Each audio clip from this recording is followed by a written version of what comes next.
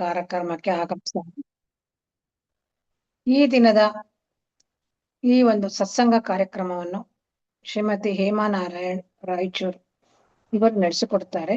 ಇವರ ಒಂದು ವಿಷಯ ಅಸೂಯೆಯ ದೈತ್ಯ ಕೃತಿ. ಇದರ ಬಗ್ಗೆ ನಮಗೆ ತಿಳಿಸ್ಕೊಡ್ತಾರೆ. ಅವರನ್ನ ಈ ವೇದಿಕೆಗೆ ಸ್ವಾಗತಿಸೋಣ.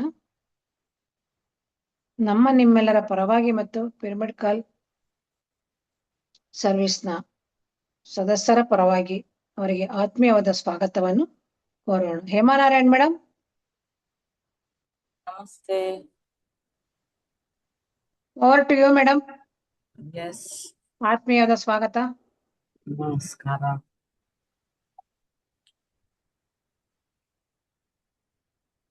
ಬ್ರಹ್ಮಶ್ರೀ ಪಿತಾಮಹ ಡಾಕ್ಟರ್ ಸುಭಾಷ್ ಪತ್ರಿಜಿ ಅವರಿಗೆ ಮತ್ತು ಪಿರಮಿಡ್ ಕಾಲ್ ಸರ್ವಿಸ್ ಬೆಂಗಳೂರು ಯೂಟ್ಯೂಬ್ ಮತ್ತು ಝೂಮ್ ವೀಕ್ಷಕರೆಲ್ಲರಿಗೂ ಕೋಟಿ ಕೋಟಿ ಪ್ರಣಾಮಗಳನ್ನ ಸಲ್ಲಿಸುತ್ತಾ, ನಾವು ಧ್ಯಾನದ ನಂತರ ಒಂದು ಸ್ವಾಧ್ಯಾಯ, ಇಲ್ಲಿ ಸ್ವಾಧ್ಯಾಯ ಅಂದ್ರು ಧ್ಯಾನ ಅಂದ್ರು ಸತ್ಸಂಗ ಅಂದ್ರು ಎಲ್ಲ ಒಂದೇ, ನಮ್ಗೆ ಪ್ರತಿಯೊಂದು ಒಂದೇ. ಅಂದ್ರೆ ನಮ್ಮೊಳಗಡೆ ನಾವು ಪ್ರಯಾಣ ಮಾಡ್ತಕ್ಕಂಥದ್ದು. ಅಧ್ಯಯನ ಅಂದ್ರೆ ಇಲ್ಲಿ ನಮ್ಮನ್ನೇ ನಾವು ಅಧ್ಯಯನ ಮಾಡ್ಕೊಳ್ಳೋದು, ನಮ್ಮನ್ನೇ ನಾವು ಇನ್ವೆಸ್ಟಿಗೇಷನ್, ನಮ್ಮೊಳಗಡೆ ನಾವು ತಿಳ್ಕೊಳ್ಳೋದಕ್ಕೆ ಹೋಗ್ತಕ್ಕಂಥದ್ದನ್ನೇ ಸ್ವಾಧ್ಯಾಯ ಅಂತ ಕರಿತೀವಿ. ಆ ಸ್ವಾಧ್ಯಾಯದ ನಿಟ್ಟಿನಲ್ಲಿ ಸತ್ಸಂಗ, ಸತ್ಯದೊಂದಿಗೆ ಕೂಡಿರುವುದು. ಸತ್ಯ ಯಾವುದು? ನಮ್ಮ ಆತ್ಮ. ಒಬ್ರು ಅರಿವು ಅಂತಾರ, ಒಬ್ರು ಆತ್ಮ ಅಂತಾರ, ಒಬ್ರು ಪರಮಾತ್ಮ ಅಂತಾರ, ಒಬ್ರು ಶಕ್ತಿ ಅಂತಾರ, ಒಬ್ರು ದೈವ ಅಂತಾರ. ಅವ್ರವ್ರ ಇಷ್ಟ ಹೆಸರುಗಳಷ್ಟೇ, ಹೆಸರುಗಳು ಬೇರೆ. ಅವ್ರಿಗಿಷ್ಟ ಆಗಿರೋದೊಂದು, ನಾವು ಮಾತನಾಡ್ಲಿಕ್ಕೆ ಒಂದು ಬೇಕಲ್ವೇ, ಆ ರೀತಿ ಇಟ್ಕೊಂಡಿರೋ ಹೆಸರು ಇಲ್ಲಿ. ಅದಕ್ಕೆ ಸತ್ಸಂಗ ಎಲ್ಲನ ಹೆಸರುಗಳು ಎದಕ್ಕೆ ಇಟ್ಟಿದ್ದಾರೆ ಅಂದ್ರೆ, ನಮ್ಮೊಳಗಡೆ ನಾವು ಪ್ರಯಾಣ ಮಾಡ್ಬೇಕಂತ ಹೇಳ್ಬಿಟ್ಟು ಇದನ್ನ ಇಟ್ಟಿರ್ತಕ್ಕಂಥದ್ದು. ಈ ಪ್ರಯಾಣದ ನಿಟ್ಟಿನಲ್ಲಿ ನಮ್ಮ ಆಳವಾಗಿ ಹೋದಂಗೆಲ್ಲ ನಾವೇನು ಇಟ್ಕೊಂಡಿರ್ತೀವೋ ಅದೇ ನೋಡ್ತೀವಿ. ಎಕ್ಸಿಬಿಷನ್ ಇಟ್ಟಿರ್ತಾರಲ್ವಾ, ಡೋರ್ ಓಪನ್ ಮಾಡಿದ್ರೆ ಹೊರಗಿನ ಗೇಟು ಚಿಕ್ಕದಿರುತ್ತೆ, ಗೇಟ್ ದೊಡ್ಡದಿರ್ಬೋದು, ಬಾಗ್ಲ ಚಿಕ್ಕದ ಅಷ್ಟೋ ಒಂದಿಷ್ಟು ದೊಡ್ಡದಿರುತ್ತೆ. ಅಲ್ಲಿ ಒಳಗ್ ಬಂದಿದೀವಿ ಅಂದ್ರೆ ವಿಶಾಲವಾಗಿರ್ತಕ್ಕಂಥ ಎಕ್ಸಿಬಿಷನ್. ಆ ಎಕ್ಸಿಬಿಷನ್ ನಲ್ಲಿ ನಮ್ಗ ಬೇಕಿರೋದಿರುತ್ತೋ ಬೇಡಬಾರ್ದಿರುತ್ತೋ, ಹಿಂದಿಂದಿರುತ್ತೋ ಮತ್ತೆ ಮುಂದಿಂದಿರುತ್ತೋ, ಅಸಲು ಏನಿರುತ್ತೋ, ನಾವ್ ಏನ್ ಇಟ್ಟಿದ್ರೆ ಅದಿರುತ್ತೆ. ಅದನ್ನ ತೋರಿಸ್ಬೇಕು ಜನಗಳಿಗೆ ಅಂತ ಹೇಳ್ಬಿಟ್ಟು ಅವರಲ್ಲೆಲ್ಲ ಕೂಡಿಟ್ಟಿರ್ತಾರಲ್ವಾ. ಅಲ್ಲಿ ಇಲ್ಲಾರ್ದು ನಮಗ್ ಕಾಣಿಸ್ತದ? ಇರೋದೇ ಕಾಣಿಸ್ತದ. ನಾವೇನ್ ಇಟ್ಕೊಂಡಿರ್ತೀವೋ ಅದೇ ನಮ್ಗೆ ಕಾಣಿಸುತ್ತೆ. ಹಂಗೆ ಈ ಶರೀರ ಅನ್ನೋದ್ರೊಳಗಡೆ ಈ ಮನಸ್ಸು ಅನ್ನೋದು ಆವರಿಸ್ಕೊಂಡಿದೆ. ಈ ಆವರಣ ನೋಡ್ರಿ, ಅದು ಹಿಂಗ ಆವರಣ ಎಷ್ಟು ಚೆನ್ನಾಗಿದೆ. ಆವರಿಸ್ಕೊಂಡಿರೋ ಮನಸ್ಸಿನಲ್ಲಿ ನಾವ್ ಏನ್ ಇಟ್ಟಿದ್ರೆ ಅದೇ ಹೊರಗಡೆ ಬರುತ್ತೆ. ನಾವೇನ್ ಇಟ್ಟಿರ್ತೀವಿ, ಏನಾದ್ರೂ ಇಟ್ಟಿರ್ತೀವಿ. ಇಲ್ಲೆಲ್ಲ ಇದನ್ನ ನಾವು ಆಹಾರ ಅಂತ ಕರಿತೀವಿ. ಅಂದ್ರೆ ಕೊಡೋದನ್ನ ಆಹಾರ ಅಂತ ಕರಿತೀವಿ. ಅದು ನಮ್ಗೆ ಬೇಕಿದ್ದು ಕೊಡ್ತೀವೋ ಬೇಕಿಲ್ಲಾರ್ದು ಕೊಡ್ತೀವೋ, ಏನ್ ಕೊಡ್ತೀವೋ ಅದೇ ಆಹಾರ ಅಷ್ಟೇ. ಅದ್ರಲ್ಲಿ ಶೇಖರಣೆ ಆಗಿರುತ್ತೆ, ಸ್ಟೋರ್ ಆಗಿರುತ್ತೆ. ನಮ್ಮ ಇಂದ್ರಿಯಗಳು, ಪಂಚೇಂದ್ರಿಯಗಳು ಮತ್ತು ಜ್ಞಾನೇಂದ್ರಿಯಗಳೆಲ್ಲ ಏನೇನಿರುತ್ತೋ ಆ ಎಲ್ಲ ಇಂದ್ರಿಯಗಳಿಂದ ಒಳಗಡೆ ಹೋಗೋದೆಲ್ಲ ಆಹಾರನೇ. ಅದೇ ಆಹಾರನೇ ನಾವು ಒಳಗಡೆ ಹೋದಂಗೆಲ್ಲ ನಾವು ಅದೇ ಹೊರಗ್ ಬರುತ್ತೆ. ಅದನ್ನೇ ನೋಡ್ತಿರ್ತೀವಿ. ಅಂದ್ರೆ ನಾವು ಒಳಗ್ ಹೋಗ್ತಾ ಇದ್ರೆ ಅದು ಹೊರಗ್ ಬರ್ತಾ ಇದೆ ಅಂತ ಅರ್ಥ. ಹೌದಲ್ಲ? ಎಕ್ಸಿಬಿಷನ್ ಒಳಗಡೆ ನಾವು ಹೋಗ್ತಾ ಇದೀವಿ, ನಾವು ಹೋಗ್ತಾ ಇದ್ರೆ ಅಲ್ಲಿ ಅದು ಕಾಣಿಸ್ತಾ ಇದಾವಲ್ಲ, ಅಲ್ಲಿ ಇಟ್ಟಿದ್ದಾರೆ, ಅವೆಲ್ಲ ಕಾಣಿಸ್ತಾ ಇದಾವೆ. ಯಾರಿಟ್ಟಾರ ಅವ್ರು, ಯಾರು ನೋಡಕ್ ಬಂದಾರ ಅವ್ರಿಗೆ ಕಾಣಿಸ್ತಾ ಇದೆ. ಹೌದಲ್ಲ? ಅದೇ ರೀತಿನಲ್ಲಿ ನಾವೇನೇನು ತುಂಬಿಕೊಂಡಿರ್ತೀವೋ ಅದೇ ನಮಗ್ ಕಾಣಿಸುತ್ತೆ. ಇದೇ ಅನುಸಂಧಾನ ಅಂದ್ರೆ ಇದೇ. ನಾವೊಂದ್ ಕಡೆ ಅನುಸಂಧಾನ ಆಗ್ಲಿಕ್ಕೆ ಹೋಗ್ತಾ ಇದೀವಿ, ಅದ್ರಲ್ಲಿ ಏನಿದ್ರೆ ಅದು ಹೊರಗ್ ಬರ್ತಾ ಇದೆ, ಏನಿದ್ರೆ ಅದು ಏನ್ ತುಂಬಿಕೊಂಡಿದ್ರೆ ಅದು ಹೊರಗ್ ಬರ್ತಾ ಇರುತ್ತೆ. ನಾವ್ ಈ ಕಣ್ಣುಗಳಿಂದ ಏನ್ ನೋಡ್ತೀವಿ, ಈ ಕಿವಿಗಳಿಂದ ಏನ್ ಕೇಳಿಸ್ಕೊಂತೀವಿ, ಈ ಮೂಗಿನಿಂದ ಏನ್ ಆಘ್ರಾಣಿಸ್ತೀವಿ, ನಾಲ್ಗೆಯಿಂದ ಬಾಯಿಂದ ಏನು ಮಾತಾಡ್ತೀವಿ, ನಾಲ್ಗೆಯಿಂದ ಎಷ್ಟು ರುಚಿಯನ್ನ ನೋಡ್ತೀವಿ, ಹೌದಲ್ಲ, ಈ ಚರ್ಮದಿಂದ ಎಷ್ಟು ಸ್ಪರ್ಶ ಮಾಡಿರ್ತೀವಿ, ಎಲ್ಲ ಅವೇ ಆಹಾರಗಳು. ನಮ್ಮ ಜೀವನ ಎಲ್ಲ ಇದೇ ಆಹಾರ. ಈ ಆಹಾರ ಎಷ್ಟು ಸತಿ ತಿಂದಿದ್ದೀವಿ ನೋಡ್ಕೊಳ್ರಿ, ಎಷ್ಟು ಸತಿ ಒಳಗಿಟ್ಕೊಂಡಿದೀವಿ ನೋಡ್ಕೊಳ್ರಿ. ಒಂದ್ ಸತಿನ, 2 ಸತಿನ ಹೋಗ್ಲಿ, ರಿಪೀಟೆಡ್ ನಮಗ್ ಗೊತ್ತಿಲ್ಲ. ಯಾಕೆ? ನಾವು ಧ್ಯಾನದೊಳಗಡೆ ಹೋಗ್ತಾ ಇದ್ರೆ ಏನು ಬರ್ತಾ ಇದೆ, ಇದು ಎಲ್ಲಿಂದ ಬರ್ತಾ ಇದೆ, ಯಾಕೆ ಬರ್ತಾ ಇದೆ, ಅಸಲ್ ಅದು ಬರ್ತಾ ಇದೀಯಾ ಹೋಗ್ತಾ ಇದೀಯಾ ಫಸ್ಟ್ ಅದೇ ಕಂಡುಕೊಳಕ್ ಆಗ್ತಾ ಇಲ್ವೇ, ನಮ್ಗೆ ಗೊತ್ತಾಗ್ತಾ ಇಲ್ವೇ? ಯಾಕೆ ಧ್ಯಾನಕ್ಕೆ ಕುಂತ್ರೆ 2 ನಿಮಿಷಕ್ಕೆ ಕಣ್ ತೆಗಿಬೇಕಂತ ಅನ್ಸುತ್ತೆ. ಕೆಲವ್ರು ಹಂಗೆ ಕೂಡ್ತಾರೆ, ಕೆಲವ್ರು ಹಂಗೆ 1-2 ನಿಮಿಷ ಮುಚ್ಚಕ್ಕಾಗಲ್ಲ ಅವ್ರಿಗೆ ಕಣ್. ಯಾಕೆ? ಅಷ್ಟು ಅವ್ರನ್ನ ನೋಡಕ್ ಅವ್ರಿಗೆ ಆಗವಲ್ದು. ಅಷ್ಟು ಸೆಕೆಂಡ್ಗಳು ಅವ್ರ ಆಳತೆ ಅವ್ರು ತುಂಬ್ಕೊಂಡಿರೋದು ಅವ್ರ ರೂಮ್ನಾಗ ಅವ್ರ ಮನೆಗ್ ಅವ್ರಿಗೆ ಇರಕ್ ಆಗ್ತದೆ. ಹೆಂಗಿರುತ್ತಲ್ಲ ಒಂದೊಂದ್ಸತಿ ನಮ್ ಮನೆಗ್ ನಮ್ಗೆ ಇರಕ್ ಹಂಗೆ ಒಳಗ್ ನಾವು. ಆದ್ರೆ ನಾವೆಲ್ಲೂ ಹೋಗೋಂಗಿಲ್ಲ, ನಮ್ಮೊಳಗೆ ಹೋಗ್ಬೇಕು. ನಮ್ಮ ಮನೆಯಲ್ಲೇ ನಾವಿರ್ತೀವಿ, ಎಲ್ಲಿಗೆ ಹೋಗ್ತೀವಿ? ಹಾಗೆ ನೋಡಿ, ಒಳಗ್ ಹೋದಂಗೆಲ್ಲ ತುಂಬ್ಕೊಂಡಿದ್ ಕಸ ಎಲ್ಲ ಹೊರಗ್ ಬರುತ್ತೆ. ಒಂದ್ಸತಿ ಗುಡಿಸ್ತೀವಿ, ನೀಟ್ ಆಗ್ತದ, ಮತ್ತೆ ಗುಡಿಸ್ತೀವಿ, ದಿನಾ ಗುಡಿಸ್ತಾನೆ ಇರ್ತೀವಲ್ಲ. ಯಾಕೆ? ಒಂದ್ ದಿವಸ ಬಿಟ್ರೆ ಏನಾಗುತ್ತೆ? ಏನಾಗುತ್ತೆ? ಏನೂ ಆಗಲ್ಲ ಅಲ್ವೇ? ಏನಾಗುತ್ತೆ? ಏನಾಗಲ್ಲ, ಸ್ವಲ್ಪ ಕಸ ಜಾಸ್ತಿ ಆಗ್ತದೆ ಅಷ್ಟೇ. ಅದನ್ನೇ ನಾವು ನೋಡ್ಬೇಕು, ಅದನ್ನೇ ಕ್ಲೀನ್ ಮಾಡ್ಬೇಕು. ಅದೇ ನಿಟ್ಟಿನಲ್ಲೇ ಇವತ್ತು ನಾವು ಒಂದು ಸಬ್ಜೆಕ್ಟ್ ತಿಳ್ಕೊಂತಾ ಇದ್ದೀವಿ. ಡಾರ್ಕಾಮ್ ಸೆರಾಯ್ಡಾರಿಯನ್ ಅವರು ಬರ್ದಿರ್ತಕ್ಕಂಥದ್ದು ಅವ್ರದೊಂದು ಟಾಪಿಕ್. ಇದೆಲ್ಲ ನಮ್ದೇ, ಅವ್ರೊಳಗಡೆದವ್ರು ನೋಡ್ಕೊಂಡಿದ್ದಾರೆ, ನಮ್ಮೊಳಗಡೆಗ್ ನಾವು ನೋಡ್ಕೊಂತೀವಿ. ಇದೆಲ್ಲ ತಪ್ಪಾ, ಇದೆಲ್ಲ ಕೆಟ್ಟದ್ದ, ಇದೆಲ್ಲ ಒಳ್ಳೇದ, ಅವೇನು ಬೇಕಾಗಿಲ್ಲ ನಮ್ಗೆ. ಅವೆಲ್ಲ ದಾಟ್ಬಿಟ್ಟಿದೀವಿ, ಆಹಾರ ಇಟ್ಕೊಂಡ್ಬಿಟ್ಟಿದೀವಿ, ಅದು ಹೊರಗ್ ಬರ್ತಾ ಇದೆ, ನೋಡ್ಬಿಟ್ಟಿದೀವಿ, ಆಲೋಚನೆ ಮಾಡ್ಬಿಟ್ಟಿದೀವಿ. ಒಂದ್ಸತಿ ಅಲ್ಲ, ಲಕ್ಷ ಸತಿ ಮಾಡಿದ್ಮೇಲೆ 1,00,000 ಸತಿ ಹೊರಗ್ ಬರುತ್ತಾ ಇದೆ. ಇದೇ ಜ್ಞಾನ ಅಂದ್ರೆ ಇದೆ. ಯಾಕೆ ಮತ್ತೆ ಮತ್ತೆ ಯಾಕೆ ಅದು ನಮ್ಮನ್ನ ಬಂದು ಕಾಡ್ತಾ ಇಲ್ಲ. ಅದು ನಾವು ಗುಡಿಸಾಕ್ತಾ ಇದೀವಿ, ನೀಟಾಗಿ ನೀರ್ ಚೆನ್ನಾಗಿ ಹಾಕಿ ಅಂಟ್ಕೊಂಡಿರೋದನ್ನೆಲ್ಲ ಶುಭ್ರ ಮಾಡ್ತಾ ಇದೀವಿ, ತಿಕ್ಕತಾ ಇದೀವಿ, ತೊಳಿತಾ ಇದೀವಿ, ಗಾರೆ ಹಿಂಗೆಲ್ಲ ತಗೊಂಡು ಕ್ಲೀನ್ ಮಾಡ್ತಾ ಇದ್ವಿ. ಒಂದು ಚೂರು ಮಳೆ ಬಂದಿದ್ದಕ್ಕೆ, ನಾವ್ ರಾಯಚೂರ್ನವ್ರಲ್ವಾ, ನಾವ್ ಇಲ್ಲಿರ್ತೀವಿ, ಒಂದ್ ಸ್ವಲ್ಪನೇ, ಈ ಸಲ ಜಾಸ್ತಿ ಮಳೆ ಬಂದಿಲ್ಲ, ಸ್ವಲ್ಪ. ಅದಕ್ಕೆ ಎಷ್ಟು ಹಸ್ರಾಗಿ ಕಾಣಿಸ್ತಾ ಇದೆ ಗೊತ್ತಾ ಎಲ್ಲ. ಮತ್ತೆ ಕಳೆಗಳೆಲ್ಲ ಯಾವ ತರ ಬಂದ್ಬಿಟ್ಟಿದಾವೆ, ಬೆಳೆಗಿಂತ ಹೆಚ್ಚಿಗೆ ಕಳೆನೇ ಬಂದಿದೆ. ಅದನ್ನೆಲ್ಲ ತೆಗಿಬೇಕಲ್ವಾ, ಹಂಗೆ ಬಿಟ್ರೆ ಅದು ದೊಡ್ಡದಾಗುತ್ತೆ. ಆ ದೊಡ್ಡದಾದ್ಮೇಲೆ ಕಷ್ಟ ಆಗುತ್ತೆ ತೆಗಿಯಕ್ಕೆ. ಪೂರ್ತಿ ಸಣ್ಣದಿದ್ದಾಗ ಜಲ್ದಿ ತೆಗಿಬೇಕು ನಾವು. ಇರ್ಲಿ ಬಿಡು ಮತ್ತೆ ಬೆಳೆಯುತ್ತಲ್ವಾ, ಇರ್ಲಿ ಬಿಡು ಅಂತ ಬಿಟ್ಟಿದ್ವಿ. ಇಷ್ಟು ದೊಡ್ಡದಾಗುತ್ತೆ. ಆ ದೊಡ್ಡದನ್ನ ನೋಡ್ಬೇಕಂದ್ರೆ ಅದೇ ಒಂದು ದೈತ್ಯ ರೂಪ. ನಾವ್ ಯಾಕೆ ಹೆಸರಿಟ್ಟಿದೀವಿ? ಅಸೂಯೆಯ ಒಂದು ದೈತ್ಯ ರೂಪ. ಇಲ್ಲಿ ನೀವು ಯಾವ್ದಾದ್ರೂ ತಗೊಂಡ್ರಿ, ಇವತ್ತಿನ ಟಾಪಿಕ್ ಅಂತೂ ಅಸೂಯೆ ಅಂತ ನಾವಿಲ್ಲಿ ತಗೊಂಡಿದ್ವಿ. ಬೇರೆ ಏನ್ ತಗೊಂಡ್ರು ನೀವು ಅದೆಲ್ಲದಕ್ಕೂ ನಿಮ್ಮದ್ ನೀವು ನೋಡ್ಕೋಬಹುದು.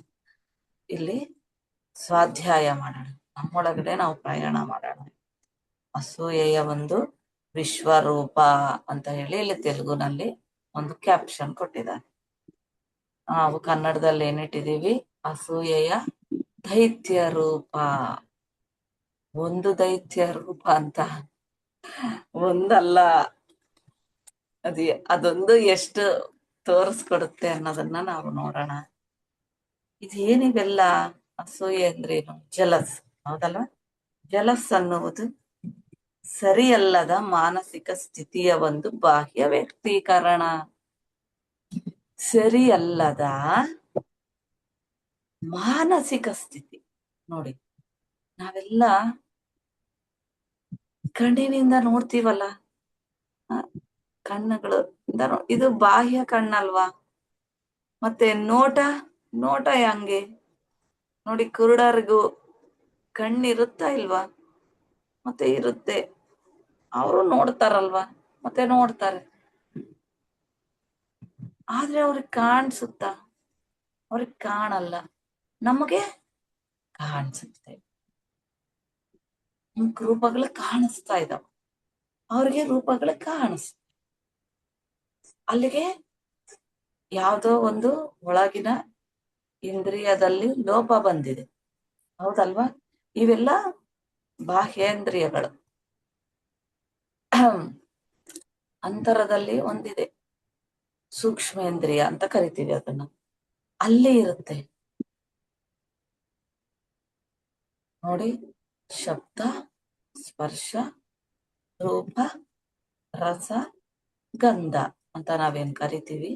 ಇದೇ ಶಬ್ದ, ಸ್ಪರ್ಶ, ರೂಪ, ರಸ, ಗಂಧ. ಈ ಎಲ್ಲ ಈ ರೀತಿನಲ್ಲಿ ಇರೋದು. ಇದೆಲ್ಲ ಮಾನಸಿಕವಾಗಿರೋದು. ಇದೆಲ್ಲಕ್ಕಿಂತ ಹೆಚ್ಚಾಗಿ ನಾವ್ ಅನ್ಕೊಂತೀವಿ ಮೈಂಡ್ ಎಲ್ಲಿದೆ, ಮೆದುಳು ಎಲ್ಲಿದೆ. ಮೈಂಡ್ ಅಂದ್ರೆ ಮೆದುಳು ಅನ್ಕೊಂತೀವಲ್ವಾ, ನಾವು ಮಾಮೂಲಾಗಿ ಅನ್ಕೊಂತೀವಲ್ವಾ, ಅದು ಮೆದುಳು ಇಲ್ಲಿರೋದು ದೇಹದಲ್ಲಿ. ಒಂದು ರೀತಿ ಅದು ಮೆದುಳೆ ಆಕಾರ ಹೆಂಗಿರುತ್ತಲ್ಲ ಅದು. ಇಲ್ಲಿ ಮೈಂಡ್ ಅಂತ ನಾವು ಕರಿತಾ ಇದ್ವಿ. ಮೈಂಡ್ ಎಲ್ಲಾ ಕಡೆ ಇದೆ. ಈಗ ನಾವೇನ್ ಮಾತಾಡ್ತಾ ಇದೀವಿ, ಕಣ್ಣಿನ ಬಗ್ಗೆ, ಕಿವಿ ಬಗ್ಗೆ ಮಾತಾಡ್ತಾ ಇದೀವಲ್ಲ, ಮತ್ತೆ ಮೂಗು, ಚರ್ಮ, ನಾಲಿಗೆ ಎಲ್ಲ ಮಾತಾಡ್ತಾರೆ. ಇದಕ್ಕೆ ಆಹಾರ ನೋಡಿ, ಇದೆಲ್ಲ ಮೈಂಡ್. ಇಲ್ಲಿ ನೋಡಿದ್ರೆ ಮತ್ತೆ ಮನಸ್ಸೊಳಗಡೆ ಹೆಂಗ್ ಸೇರ್ಕೊಂತ. ಉದ್ರೇಕಗಳೆಲ್ಲ ಎಲ್ಲಿ ಉಂಟಾಗ್ತಾ ಇದೆ ನಮ್ಗೆ? ಭಾವನೆಗಳೆಲ್ಲ, ಇವೆಲ್ಲ ಏನು ಭಾವನೆಗಳೆಲ್ಲ ಎಲ್ಲಿ ಉಂಟಾಗ್ತಾ ಇದೆ? ಎಲ್ಲ ಒಳಗಡೆ ಸೇರ್ಕೊಂತ ಇದೆ ಅಲ್ಲ, ಒಳಗಡೆನೆ ಉಂಟಾಗ್ತಾ ಇದೆ ಅಲ್ವಾ? ಅದರ ಬಗ್ಗೆ ಒಂದು ದೈತ್ಯ ರೂಪ, ಫಸ್ಟ್ ಒಂದು ಚಿಕ್ಕ ರೂಪ ಬರುತ್ತೆ, ಆಮೇಲೆ ಅದೇ ದೈತ್ಯ ಆಗುತ್ತೆ. 1000 ಸತಿ ಮಾಡಿದ್ರೆ ಅದೊಂದು ದೊಡ್ಡದಾಗತ್ತಲ್ವಾ? ಅದು ಚಿಕ್ಕ ಚಿಕ್ಕ ಕಣಗಳೆಲ್ಲ ಸೇರಿ ದೊಡ್ಡದಾಗೋದು. ಹನಿ ಹನಿ ಗೂಡಿದ್ರೆ ಹಳ್ಳ, ಅದೇ ನದಿ, ಸಮುದ್ರ. ನೋಡಿ, ಹನಿಯಿಂದಾನೇ ಅಲ್ವಾ ಒಂದೇ ಸತಿ ಸಮುದ್ರ ಆಗುತ್ತಾ? ಅಲ್ವೇ? ಅಲ್ಲಿ ಅವ್ರೇನ್ ಹೇಳ್ತಾ ಇದ್ದಾರೆ, ಮಾನಸಿಕ ಸ್ಥಿತಿ. ಆ ಮಾನಸಿಕ ಸ್ಥಿತಿ ಎಲ್ಲ ಕಡೆ ಆವರಿಸ್ಕೊಂಡಿದೆ. ಎಲ್ಲಿ ನೋಡಿದ್ರೆ ಅಲ್ಲಿ ಆವರಿಸ್ಕೊಂಡಿದೆ. ಕಣ್ಣಿನಿಂದ ಕೂಡ ಆವರಿಸ್ಕೊಂಡಿದೆ, ಕಿವಿಯಿಂದ ಎಲ್ಲ ಕಡೆ ಆವರಿಸ್ಕೊಂಡಿದೆ. ಆದ್ರೆ ಎಲ್ಲಕ್ಕಿಂತ ಫುಲ್ಲು ಸೇರ್ಕೊಂಡ್ಬಿಟ್ಟಿದೆ ದೇಹದ ತುಂಬ. ದೇಹದ ತುಂಬಾ ಸೇರ್ಕೊಂಡಿದೆ ಅಲ್ಲ, ಅದು ಸೂಕ್ಷ್ಮೇಂದ್ರಿಯ ಆಗಿದೆ. ಮನಸ್ಸನ್ನೋದು ನಮ್ ಕಣ್ಣಿಗೆ ಕಾಣಿಸ್ತಾ ಇಲ್ಲ, ಆದ್ರೆ ಗೊತ್ತಾಗ್ತಾ ಇದೆ ಅಲ್ಲ. ಇದೆಲ್ಲ ಇರೋದು ಒಂದು ಮಾನಸಿಕ ಒಂದು ಸ್ಥಿತಿ. ಆ ಸರಿ ಅಲ್ಲದ ಮಾನಸಿಕ ಸ್ಥಿತಿಯ ಒಂದು ಬಾಹ್ಯ ವ್ಯಕ್ತೀಕರಣ. ಸರಿ ಅಲ್ಲದ ಮಾನಸಿಕ ಸ್ಥಿತಿಯ ಒಂದು ಬಾಹ್ಯ ವ್ಯಕ್ತೀಕರಣ. ನೋಡಿ, ಇದೆಲ್ಲ ವ್ಯಕ್ತೀಕರಣ ಆಗ್ತಾ. ಈಗ ಜಲಸ್ ಅಂದ್ರೆ ನಮ್ಗೆ ಅದ್ ಏನಂತ ಕೇಳ್ಬೋದಲ್ವಾ? ಆದ್ರೆ ಎಲ್ಲಾರು ಅಂತಾರ ಕೇಳಿದ್ರೆ. ಏನೋ ನಮಗ್ ಗೊತ್ತಿದ್ದಂಗೆ ಮಾತಾಡ್ತಾ ಇರ್ತಾರೆ. ನಮಗ್ ಗೊತ್ತಿಲ್ವೋ ಅಂತಾನೆ ನಮಗ್ ಗೊತ್ತಿಲ್ಲ, ಆದ್ರೂ ಗೊತ್ತಿದ್ದಂಗೆ ಗೊತ್ತು. ಅಂದ್ರೆ ಇಷ್ಟು ಜನನು ಅನುಭವಿಸ್ತಾ ಇದಾರ. ಕರ್ಮಭೂಮಿ ದೇಹ ನಾಶ ಆಗ್ಬೋದು, ಮನಸ್ಸಂಗೆ ಇರುತ್ತೆ. ಮತ್ತೆ ಇನ್ನೊಂದ್ ದೇಹ ತಗೊಂಡ್ ಬಂದಾಗ ಮನಸ್ಸಂಗೆ ಆವರಿಸ್ಕೊಂಡಿರುತ್ತೆ. ನೋಡಿ, ಆವರಣ. ಅಲ್ಲೆಲ್ಲ ಮಾನಸಿಕವಾಗಿ ಸರಿ ಅಲ್ಲದ್ದು ಅನ್ನೋದು ಇದೆ. ಸರಿ ಅಲ್ಲದ್ದು ತೆಗೆದು ಬಿಟ್ರೆ ಸರಿಯಾಗಿರೋದು ಹಂಗೆ ಇರುತ್ತೆ. ಅದನ್ನೇನು ನಾವು ಸರಿಯಾಗಿರೋದನ್ನ ತಗೊಳೋದ್ ಬೇಕಾಗಿಲ್ಲ. ಸರಿಯಲ್ಲದ್ದು ಹೊರಗೆ ಹೋಗ್ಬಿಟ್ರೆ ಸಾಕು ಅಲ್ವಾ?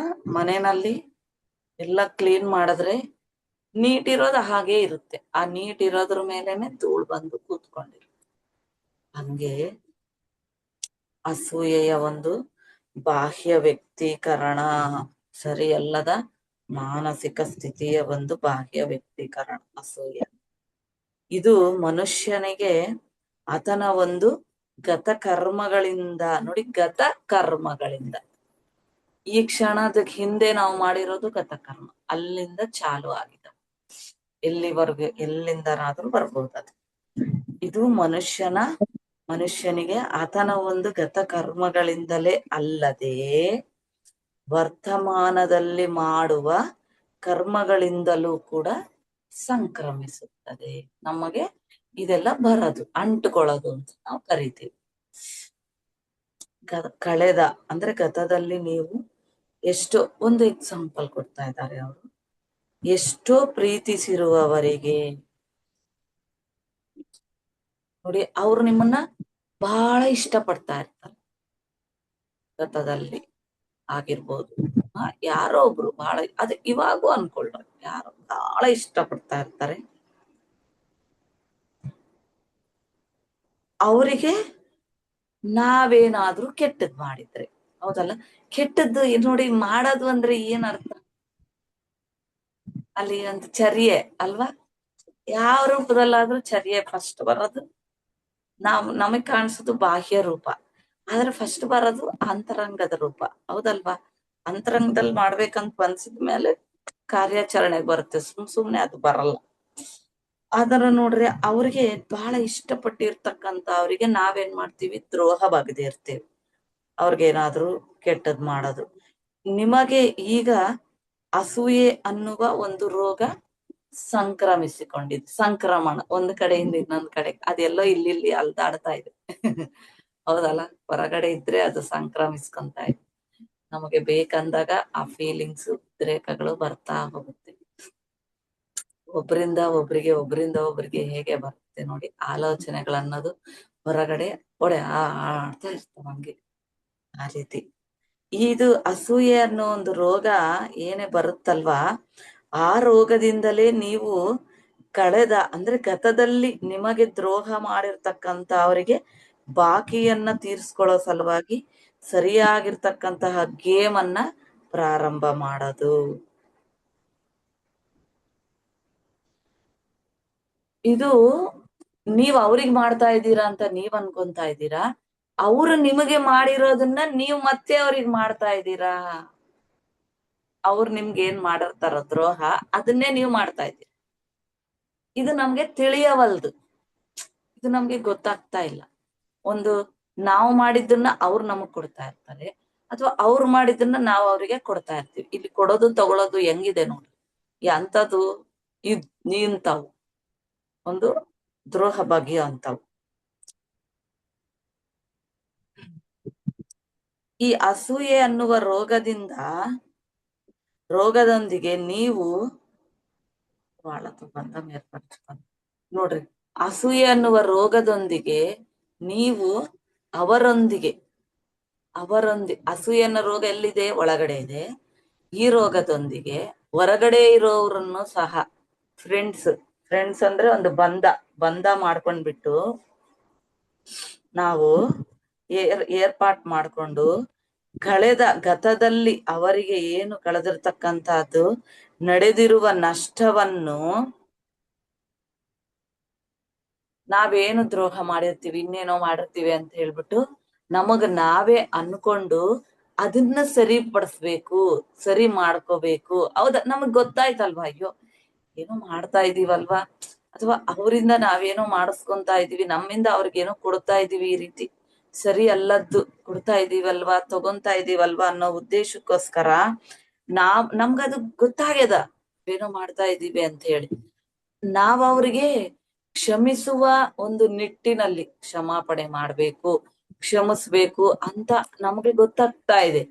ಹಂಗ ಅನ್ಕೊಂಡು ನಾವ್ ಅವ್ರಿಗೆ ಏನೋ ಒಳ್ಳೇದು ಮಾಡ್ಬೇಕಂತ ಬಯಸಿ ಅವ್ರೊಳಗಡೆ ಅವ್ರ ಜೊತೆ ಬಂಧವನ್ನ ಏರ್ಪಾಟ್ ಮಾಡ್ಕೊಂಡು ನಮ್ಮನ್ ನಾವೇ ಬಾಧೆ ಮಾಡ್ಕೊಂತ ಇರ್ತೀವಿ. ಅವ್ರಿಗೇನೋ ಒಳ್ಳೇದ್ ಮಾಡ್ಬೇಕಂತ ಹೋಗಿ ನಮ್ಮನ್ ನಾವೇ ಬಾಧೆ ಮಾಡ್ಕೊಂತ ಇರ್ತೀವಿ. ನೋಡಿ, ಯಾರಾದ್ರೂ ಒಂದು ರೋಗ ಬಂದಿದೆ ಅಂತ ಮಾತಾಡಿದಾಗ ಅಯ್ಯೋ ಅನ್ಬಾರ್ದು ನಾವು. ಅಯ್ಯೋ ಅಂದ್ರೆ ನೋಡಿ, ಬಂದಿದೆ ಅಷ್ಟೇ, ಇದೆ ಯಾಕ ನಿಮ್ಗಿಲ್ವಾ, ಇದೆ ಅಷ್ಟೇ. ಅಲ್ಲಿ ಅಯ್ಯೋ ಹಂಗೆ ಏನಿಲ್ಲ, ಅಯ್ಯೋ ಅಂದ್ರೆ ಈ ಕಡೆ ಬಂತಂತ, ಅದು ನಮ್ಗೆ ತಿಳಿಯ ಬಂತು. ಅದೇ ತಿಳ್ಕೊಳ್ಳೋದೆ ಯಾರು ಸಾಕ್ಷಿ ರೀ, ಅವ್ರದವ್ರು ತಂದ್ಕೊಂಡಾರ, ನಮ್ಮದ್ ನಾವ್ ತಂದ್ಕೊಂಡಿದೀವಿ. ಇರೋದನ್ನ ಕಳ್ಕೊಂಡ್ರೆ ದೊಡ್ಡದಾಗ್ಯದ. ಇಲ್ಲಿ ಯಾವ್ದು ಅಯ್ಯೋ ಅಂತ ಇಲ್ಲ. ಎಲ್ಲರಿಗೂ ಸೆಲ್ಫ್ ಹೀಲಿಂಗ್ ಗೊತ್ತದ. ಏನು ಸೆಲ್ಫ್ ಹೀಲಿಂಗ್ ಅಂದ್ರೆ ನಮ್ಮನ್ನ ನಾವು ನೋಡ್ಕೊಳ್ಳೋದು. ಈಗ ನೋಡ್ಕೊಂಡಿದ್ದಕ್ಕೆ ಅಲ್ಲ ಇದ್ರ ದೈತ್ಯ ರೂಪ ಐತಿ ಅಂತ ಗೊತ್ತಾಗಿದ್. ನೋಡ್ಕೊಂಡೇ ಇಲ್ಲ ಅಂದ್ರೆ ಅದ್ರ ಒಂದ್ ರೂಪ ಆಯ್ತೋ ದೈತ್ಯ ಆಯ್ತೋ ನಮ್ಗೇನ್ ಗೊತ್ತಾಗ. ನೋಡ್ಕೊಂಡಿದೀವಿ, ನೋಡ್ಕೊಂಡಿದ್ದನ್ನ ಈಗ ಅದನ್ನ ತಟ್ಟುಕೊಳಕ್ ಬರ್ಬೇಕು ಫಸ್ಟ್. ದೈತ್ಯ ರೂಪವನ್ನ ನೋಡಿದೀವಿ, ದೈತ್ಯ ರೂಪವನ್ನ ನೋಡಿ ನಮ್ಮೊಳಗ್ ನಾವು ತಟ್ಕೊಳ್ಳೋದು. ಈ ತರ ನಾವು ಸ್ವಾಧ್ಯಾಯ ಮಾಡ್ಕೊಂತ ಹೋದಾಗ ಇವಾಗಿಂದಾಗ್ಲಿ ಅಥವಾ ಗತದ್ದಾಗ್ಲಿ ಅಥವಾ ಮುಂದಿಂದ ಆಲೋಚನೆ ಮಾಡಿದ್ದಾಗ್ಲಿ ಎಲ್ಲವೂ ನಮಗೆ ಅಧ್ಯಯನಕ್ಕೆ ಬರುತ್ತೆ ನೋಡ್ರಿ. ಅಧ್ಯಯನ ಮಾಡ್ಕೋಬೇಕು. ನಮ್ಮೊಳಗ್ ನಾವು ಮಾತಾಡ್ತಾ ಇದ್ದಂಗೆಲ್ಲ ಇಲ್ಲಿ ಓದ್ತಾ ಇದೀವಿ, ಇಲ್ಲಿ ಕೇಳ್ತಾ ಇದೀವಿ ಅಂದ್ರೆ self healing. Listening is A best healing process. Shreeji ಹೇಳ್ತಾ ಇದ್ರು. ಈಗ ಎಲ್ಲಾರು ಇಷ್ಟು ಶ್ರದ್ಧೆಯಿಂದ ಕೇಳ್ತಾರೆ. ಯಾಕೆ ಕೇಳ್ತಾರೆ? It is A best healing process. Listening is A best healing process. ನೋಡಿ, ಅದು ನಾವೇನೋ ಅವ್ರಿಗೆ ಕ್ಷಮಿಸ್ತಾ ಇದೀವಿ ಅಂತ ನಮ್ಮನ್ನ ನಾವೇ ಬಾಧೆ ಪಟ್ಕೊಂತೀವಿ. ಅಯ್ಯೋ ಅವ್ರಗ್ ಹಂಗ ಆಯ್ತಲ್ವಾ, ಹಿಂಗ ಅಯ್ಯೋ ಅನ್ಬ್ಯಾಡ್ರಿ. ಆಗಿದೆ ಅಲ್ವಾ, ಓಕೆ, ಚೆನ್ನಾಗ್ ಕಲಿಸ್ಬೇಕು, ಬಿಟ್ಟು ನಾವು ಬಾಧೆ ಪಡ್ತಾ ಇರ್ತೀವಿ. ಅವ್ರಗ್ ಹಂಗ ಆಯ್ತು, ನಮಗ್ ಬೇಕಿದ್ದವ್ರಲ್ಲ. ಅಯ್ಯೋ ನಮ್ ಗಂಡ, ನನ್ನ ಹೆಂಡ್ತಿ, ನನ್ನ ಗಂಡ, ನನ್ನ ಮಕ್ಳು, ನನ್ನ ಮನೆತನದವ್ರು, ಅತ್ತೆ ಮನೆಯವ್ರು, ಫ್ಯಾಮಿಲಿ, ಅವ್ರ ಮನೆಯವ್ರು, ಫ್ರೆಂಡ್ಸು, ಬಹಳ ಬೇಕಾದ ಬಂಧು ಮಿತ್ರ ಅವ್ರು ನಮ್ಮ ಆಫೀಸ್ನವ್ರು. ಅಯ್ಯೋ ನಮ್ಗ ಅವ್ರು ಎಷ್ಟು ಊಟ ಕೊಟ್ಟಿದ್ದಾರೆ. ಅಯ್ಯೋ ಅಯ್ಯೋ ಯಾಕೆ? ಅಯ್ಯೋ ಬೇಡ. ನೋಡಿ, ನೋಡ್ಕೊಳ್ರಿ, ನೀವ್ ಎಲ್ಲಿ ಅಯ್ಯೋ ಅಂತ ಇದ್ದೀರಾ? ನಿಮ್ಮೊಳಗಡೆ ನೀವು ಬಾಧೆ ಮಾಡ್ಕೊಂತ ಇದ್ದೀರಾ. ಅವ್ರಿಗೆ ಬಂದಿರೋದು ನಿಮಗಲ್ಲ, ಆದ್ರೆ ಇಲ್ಲಿ ಬಾಧೆ ಮಾಡ್ಕೊಂತ ಇದ್ದೀರಾ. ನೋಡ್ಕೊಳ್ರಿ, ಅದೆಷ್ಟು ನಿಮ್ಗೆ ಕಾಡ್ತಾ ಇದೆ. ಉದಾಹರಣೆಗೆ ಅವ್ರು ಕೊಡ್ತಾ ಇದ್ದಾರೆ, ಎಕ್ಸಾಂಪಲ್ ಕೊಡ್ತಾ ಇದ್ದಾರೆ.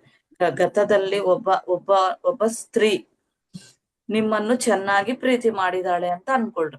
ಯಾವುದೇ ಒಂದು ರೀತಿನಲ್ಲಿ ನೀವು ತಗೊಳ್ಳಿ, ಇದನ್ನು ಪ್ರೀತಿ ಮಾಡಿದಾಳೆ ಅಂತ ಅನ್ಕೊಳ್ರಿ. ಆದರೆ ಆಕೆಯ ಒಂದು ಭಾವನೆಗಳನ್ನೆಲ್ಲ ತಿರಸ್ಕಾರ ಮಾಡ್ತಾರೆ. ನೋಡಿ, ಮನೆಯಲ್ಲೂ ಇವೆಲ್ಲ ನಡೀತಿರ್ತಾವ. ಮಕ್ಕಳಿಗಿರ್ಲಿ, ತಾಯಿಗಿರ್ಲಿ, ತಂದೆಗಿರ್ಲಿ, ಗಂಡ ಹೆಂಡತಿ ಯಾರಿಗೇ ಇರ್ಲಿ, ಮನದಲ್ಲಿ ಇವು ಮನೆಯಲ್ಲಿ ಮತ್ತೆ ಮನದಲ್ಲಿ. ನೋಡಿ, ಮನೆ ಅಂದ್ರು ಇದು ಮನದಲ್ಲಿ ಅವರ ಭಾವನೆಗಳನ್ನ ನಾವು ತಿರಸ್ಕಾರ ಮಾಡ್ತಾ ಆಕೆಗೆ ಎಷ್ಟೋ ರೀತಿಯಲ್ಲಿ ದ್ರೋಹ ಮಾಡಿದ್ದೇವೆ. ಹೌದಲ್ವಾ? ಆಕೆಗೆ ಎಷ್ಟೋ ರೀತಿಯಲ್ಲಿ ದ್ರೋಹ ಮಾಡಿದ್ದೇವೆ ಅಂತ ಇಟ್ಕೊಳ್ರಿ. ದ್ರೋಹ ಮಾಡಿದೀವಿ ಇಟ್ಕೊಳ್ಳೋದೇನು, ಗಮನಿಸ್ಕೊಳ್ರಿ.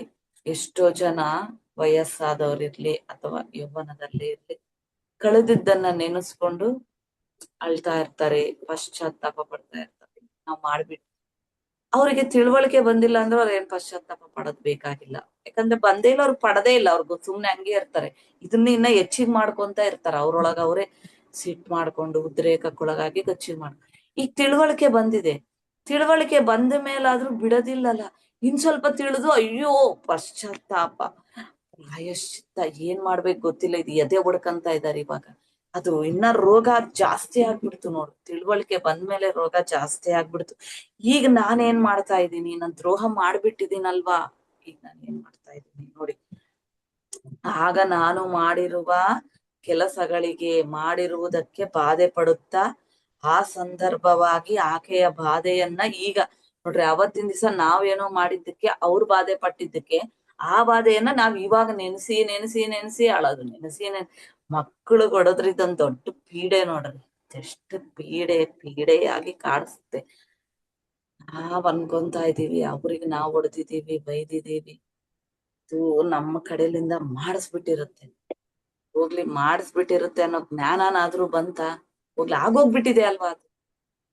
ಮತ್ತೆ ಮತ್ತೆ ರಿಪೀಟೆಡ್ ನಾವ್ ಎಷ್ಟು ಕಾಡ್ತೀವಿ. ಯಾಕಂದ್ರೆ ನಾನ್ ಅನುಭವ ಸ್ವಂತ ಅನುಭವ. ಮಕ್ಕಳಿಗೆ ಹೊಡೆದ್ರೆ ಎಷ್ಟು ವರ್ಷ ಹೊಡೆದಿದ್ದಿ ಅವತ್ತು ಆ ಹುಡುಗ್ರೆ ನಾನ್ ನೆನ್ಪಿಟ್ಕೊಂಡು ನಾನೇ ಅವ್ರಿಗೆ ನೆನಪು ಮಾಡ್ತಾ.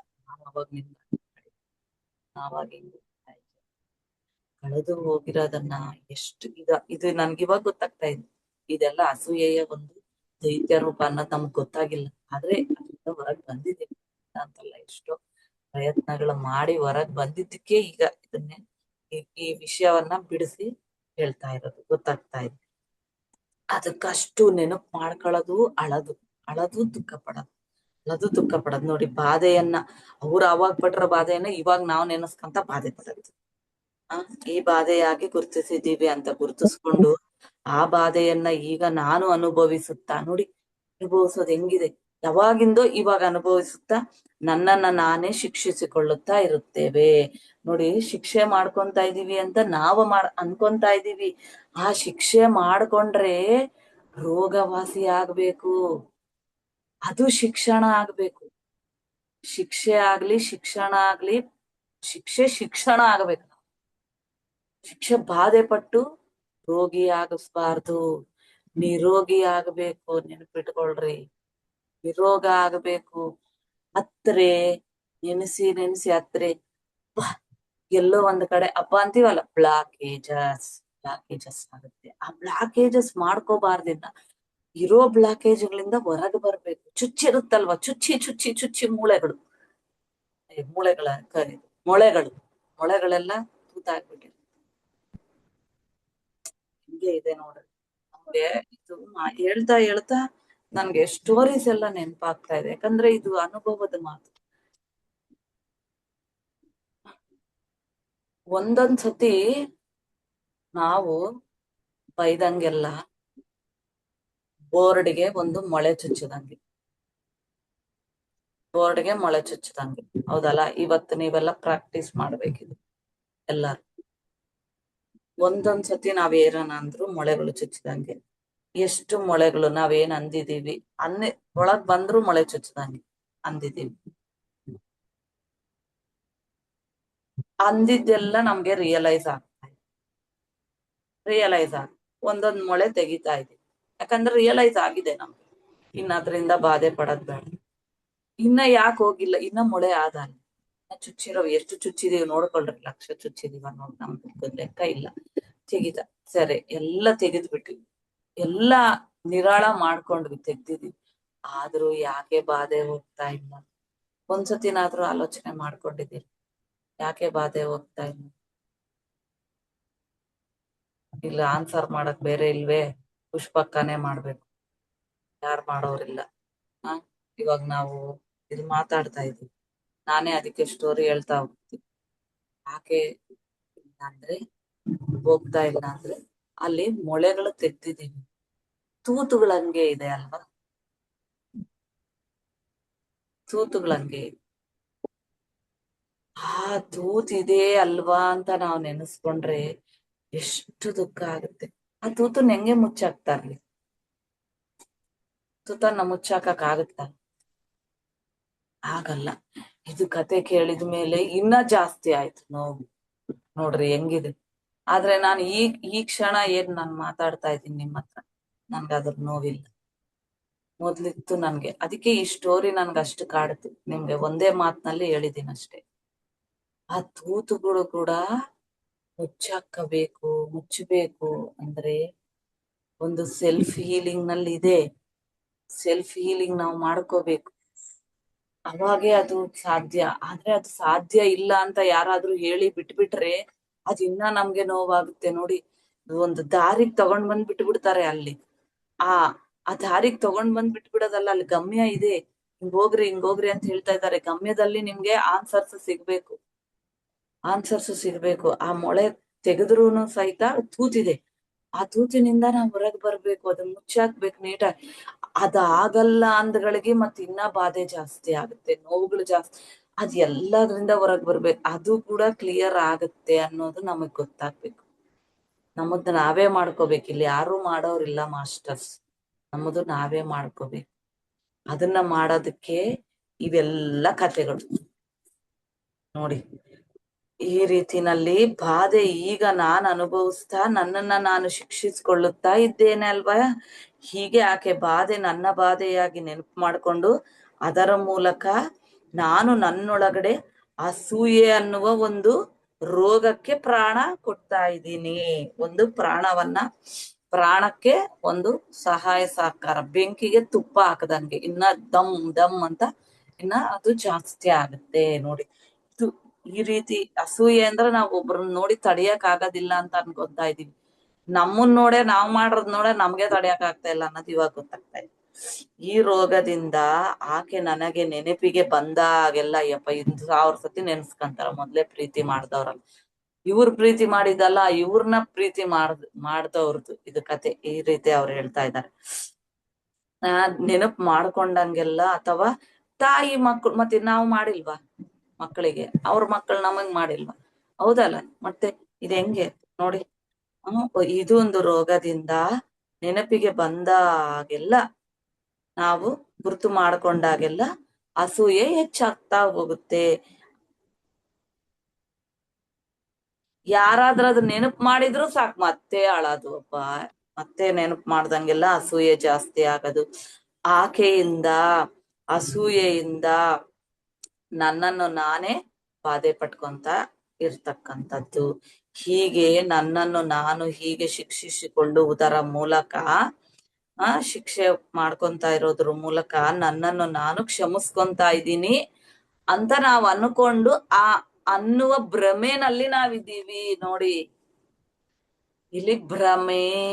ನಮಗ್ ನಾವ್ ಅಯ್ಯೋ ನಾನೆಲ್ಲ ಕ್ಲಿಯರ್ ಮಾಡ್ಕೊಂತ ಇದ್ದೀನಿ ಅಂತ ಅನ್ಕೊಂಡು ನಾವಿನ್ನ ಕ್ಲಿಯರ್ ಮಾಡ್ಕೊಂತ ಇಲ್ಲ, ಇನ್ನ ಸ್ವಲ್ಪ ನೋವು ತಂದ್ಕೊಂತ ಇದ್ದೀವಿ ಅನ್ನುವ ಭ್ರಮೆಯಲ್ಲಿ ನಾವ್ ಇರ್ಕೊಂತ ಅಸೂಯೆ ಅನ್ನುವ ಸ್ವೀಯ ಶಿಕ್ಷಣದಲ್ಲಿ ಭಾಗವಾಗಿ ನೋಡಿ, ಇದೊಂದು ಸ್ವೀಯ ಶಿಕ್ಷಣದ ಭಾಗವಾಗಿ ನನ್ನನ್ನು ನಾನು ವಿಷಪೂರಿತ ಮಾಡ್ಕೊಂತ ಇದ್ದೀನಿ.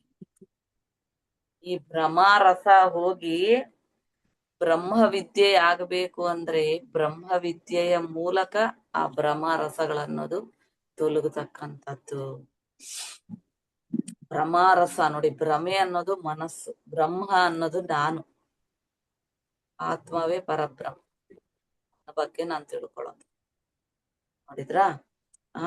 ಅಸೂಯೆ ಅನ್ನುವ ಸ್ವೀಯ ಶಿಕ್ಷಣ ಭಾಗವಾಗಿ ನನ್ನನ್ನು ನಾನು ವಿಷಪೂರಿತ ಮಾಡ್ಕೊಂತ ಇದ್ದೆ. ಒಂದು ಬಾರಿ ಈ ಅಸೂಯೆ ಅನ್ನುವ ರೋಗದಿಂದ ಕೆಲವರು ತಮ್ಮ ಜೀವನವನ್ನೇ ಪರಿತ್ಯಜಿಸುತ್ತಾ, ಹೌದಲ್ಲ? ಇದು ರೋಗದಿಂದ ತಮ್ಮ ಜೀವನವನ್ನೇ ಪರಿತ್ಯಜಿಸುತ್ತಾ ನೋಡಿ.